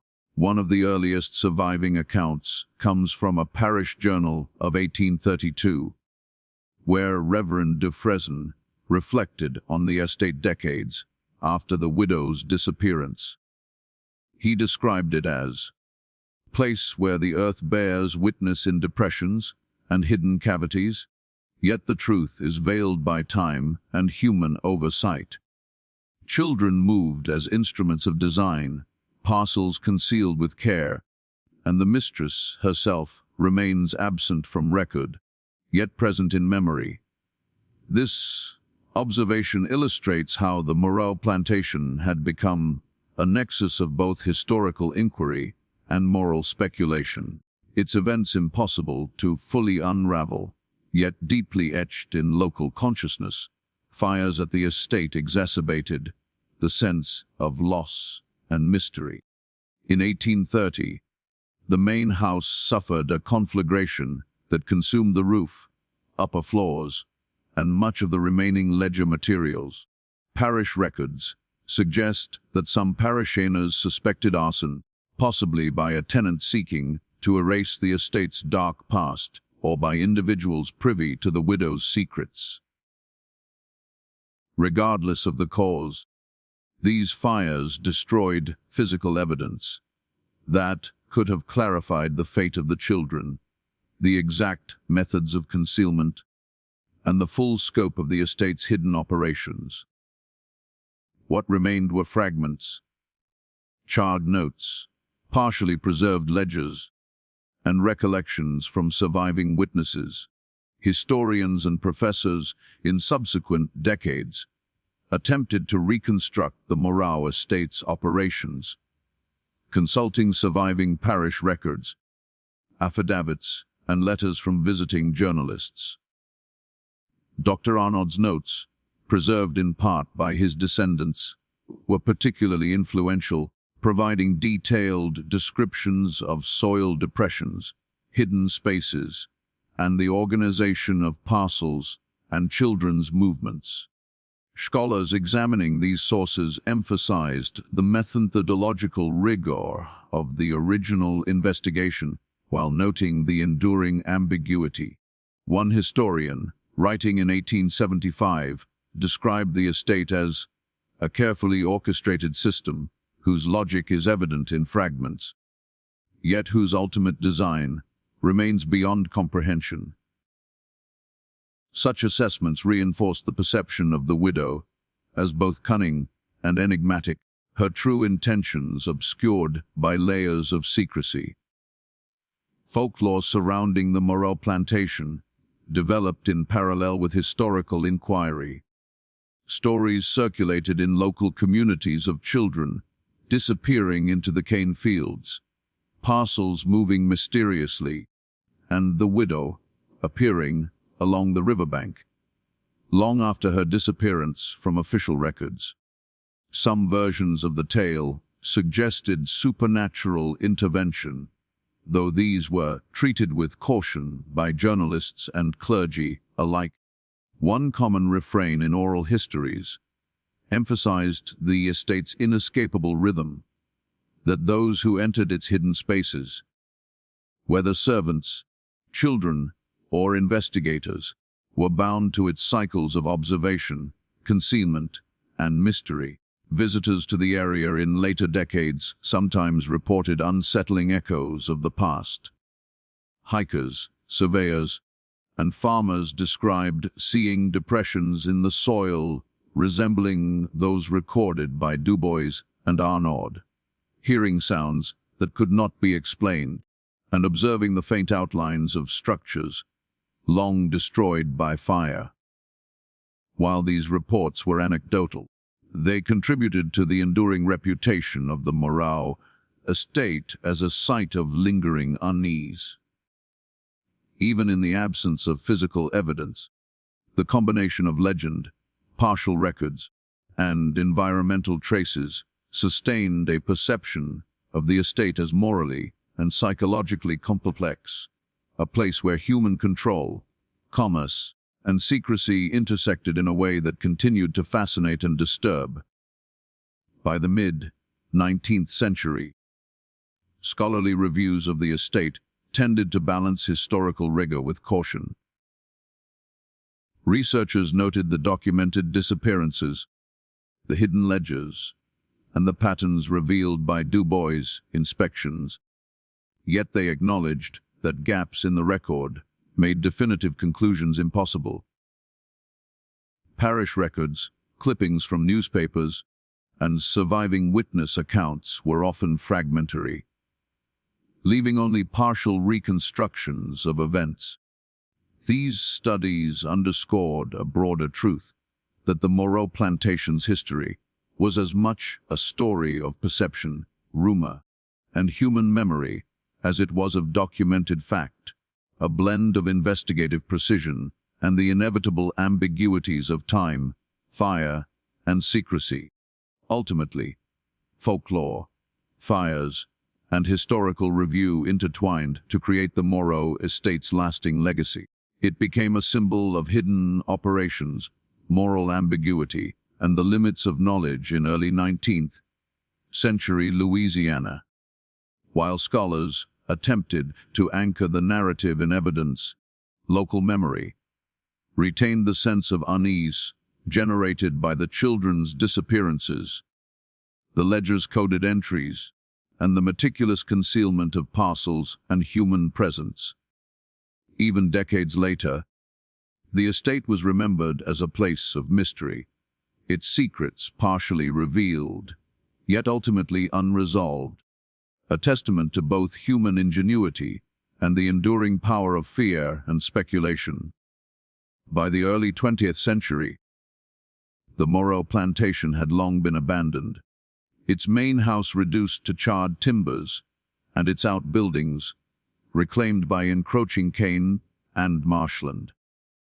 Yet even decades after the widow's disappearance, the estate remained a locus of whispered stories, unexplained observations, and faint traces of its unsettling history. Locals and travelers alike recounted experiences that seemed to echo the patterns first documented in 1823 and 1824, suggesting that the estate's legacy continued to resonate long after human oversight had ceased. Hikers and surveyors exploring the lowlands reported depressions in the soil consistent with those recorded by Constable Dubois and Dr. Arnaud. These impressions, often found near the remnants of cellar foundations or along the old riverbank paths, sparked renewed speculation about the fate of the children and the widow's operations. Some visitors described hearing rustling in the overgrown cane fields at dusk, fleeting glimpses of movement too small or rapid to identify. Journalists covering local legends in the 1920s noted that even the wind among the sugarcane seems to follow a pattern, as if echoing the steps of those long vanished. While such observations could be explained as natural or coincidental, they reinforced the estate's reputation as a site of persistent mystery. Local folklore continued to evolve. Stories circulated of children's laughter, heard among the reeds, only to vanish when approached, of parcels mysteriously appearing along riverbanks, and of the widow's silhouette glimpsed at dusk, moving in silent command of unseen activities. These accounts, while anecdotal, reflected a collective memory, shaped by decades of observation, speculation, and partial documentation. Folklorists later noted that the Moreau Plantation exemplified a unique convergence of historical fact, rumor, and imaginative reconstruction, where memory and myth intertwined seamlessly. Scholars revisiting parish records and surviving affidavits emphasized the enduring significance of the estate's documented patterns. Even in the absence of physical structures, the ledger entries, hidden notes, and soil depressions offered a framework for understanding the widow's methods of concealment and control. Dr. Arnold's observations, preserved in fragments of notebooks and journals, remained foundational, providing evidence of how children were integrated into secretive routines and how parcels were meticulously tracked and hidden. These historical documents anchored the estate's story in fact, even as the gaps and contradictions ensured that full comprehension remained elusive. The estate also drew attention from historians and psychologists examining early examples of behavioral control and manipulation. Analyses of the widow's ledger, hidden notes, and orchestrated concealment suggested a system in which authority, secrecy, and fear were combined to regulate human movement and obedience.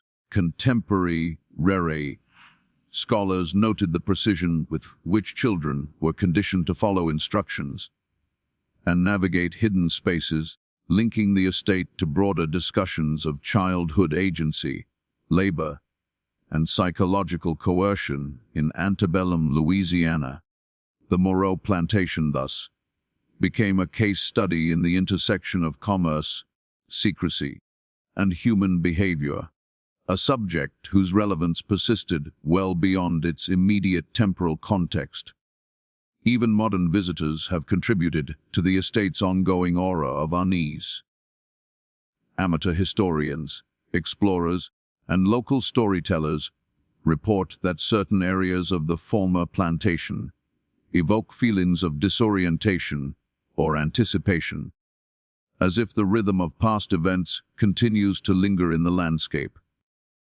Broken foundations, moss-covered depressions, and remnants of pathways suggest patterns of movement that align with the documented ledger instructions. Researchers note that while these traces are subtle, their persistence underscores the estate's enduring imprint on the physical and cultural environment. The widow herself remains a figure of unresolved mystery. No definitive record accounts for her fate. She may have fled, perished, or assumed a new identity elsewhere. Similarly, the ultimate outcomes for the children are unknown. Parish records, affidavits, and journal accounts provide fragments of information. But the deliberate obfuscation, destruction of records, and passage of time ensure that certainty is unattainable. In this sense, the Moreau Plantation persists as both a historical and psychological landscape, one shaped by deliberate control, secrecy, and the human imagination's enduring effort to fill gaps in knowledge. In conclusion, the Moreau Plantation, long abandoned yet never forgotten, serves as a testament to the interplay of human ingenuity, secrecy, and moral ambiguity. From the ledger and hidden notes, to the cellar chambers and soil depressions, to the enduring reports of whispers and movement among the cane, the estate demonstrates how the past can persist in both tangible and intangible forms. The children's disappearances, the widow's orchestration, and the subsequent investigations leave a record that is simultaneously precise and enigmatic. A case file reconstructed from fragments, yet never fully resolved. Even today, those who venture near the old plantation report a lingering unease, as if the estate itself remembers the hidden rhythms of 1823 and 1824. Shadows among the cane, faint depressions in the earth, and the occasional echo of laughter serve as reminders that some histories remain unsettled. The Moreau Plantation endures as a place where secrets, memory, and the human capacity for concealment converge. A site of mystery and reflection, forever suspended between documentation and folklore, past and present.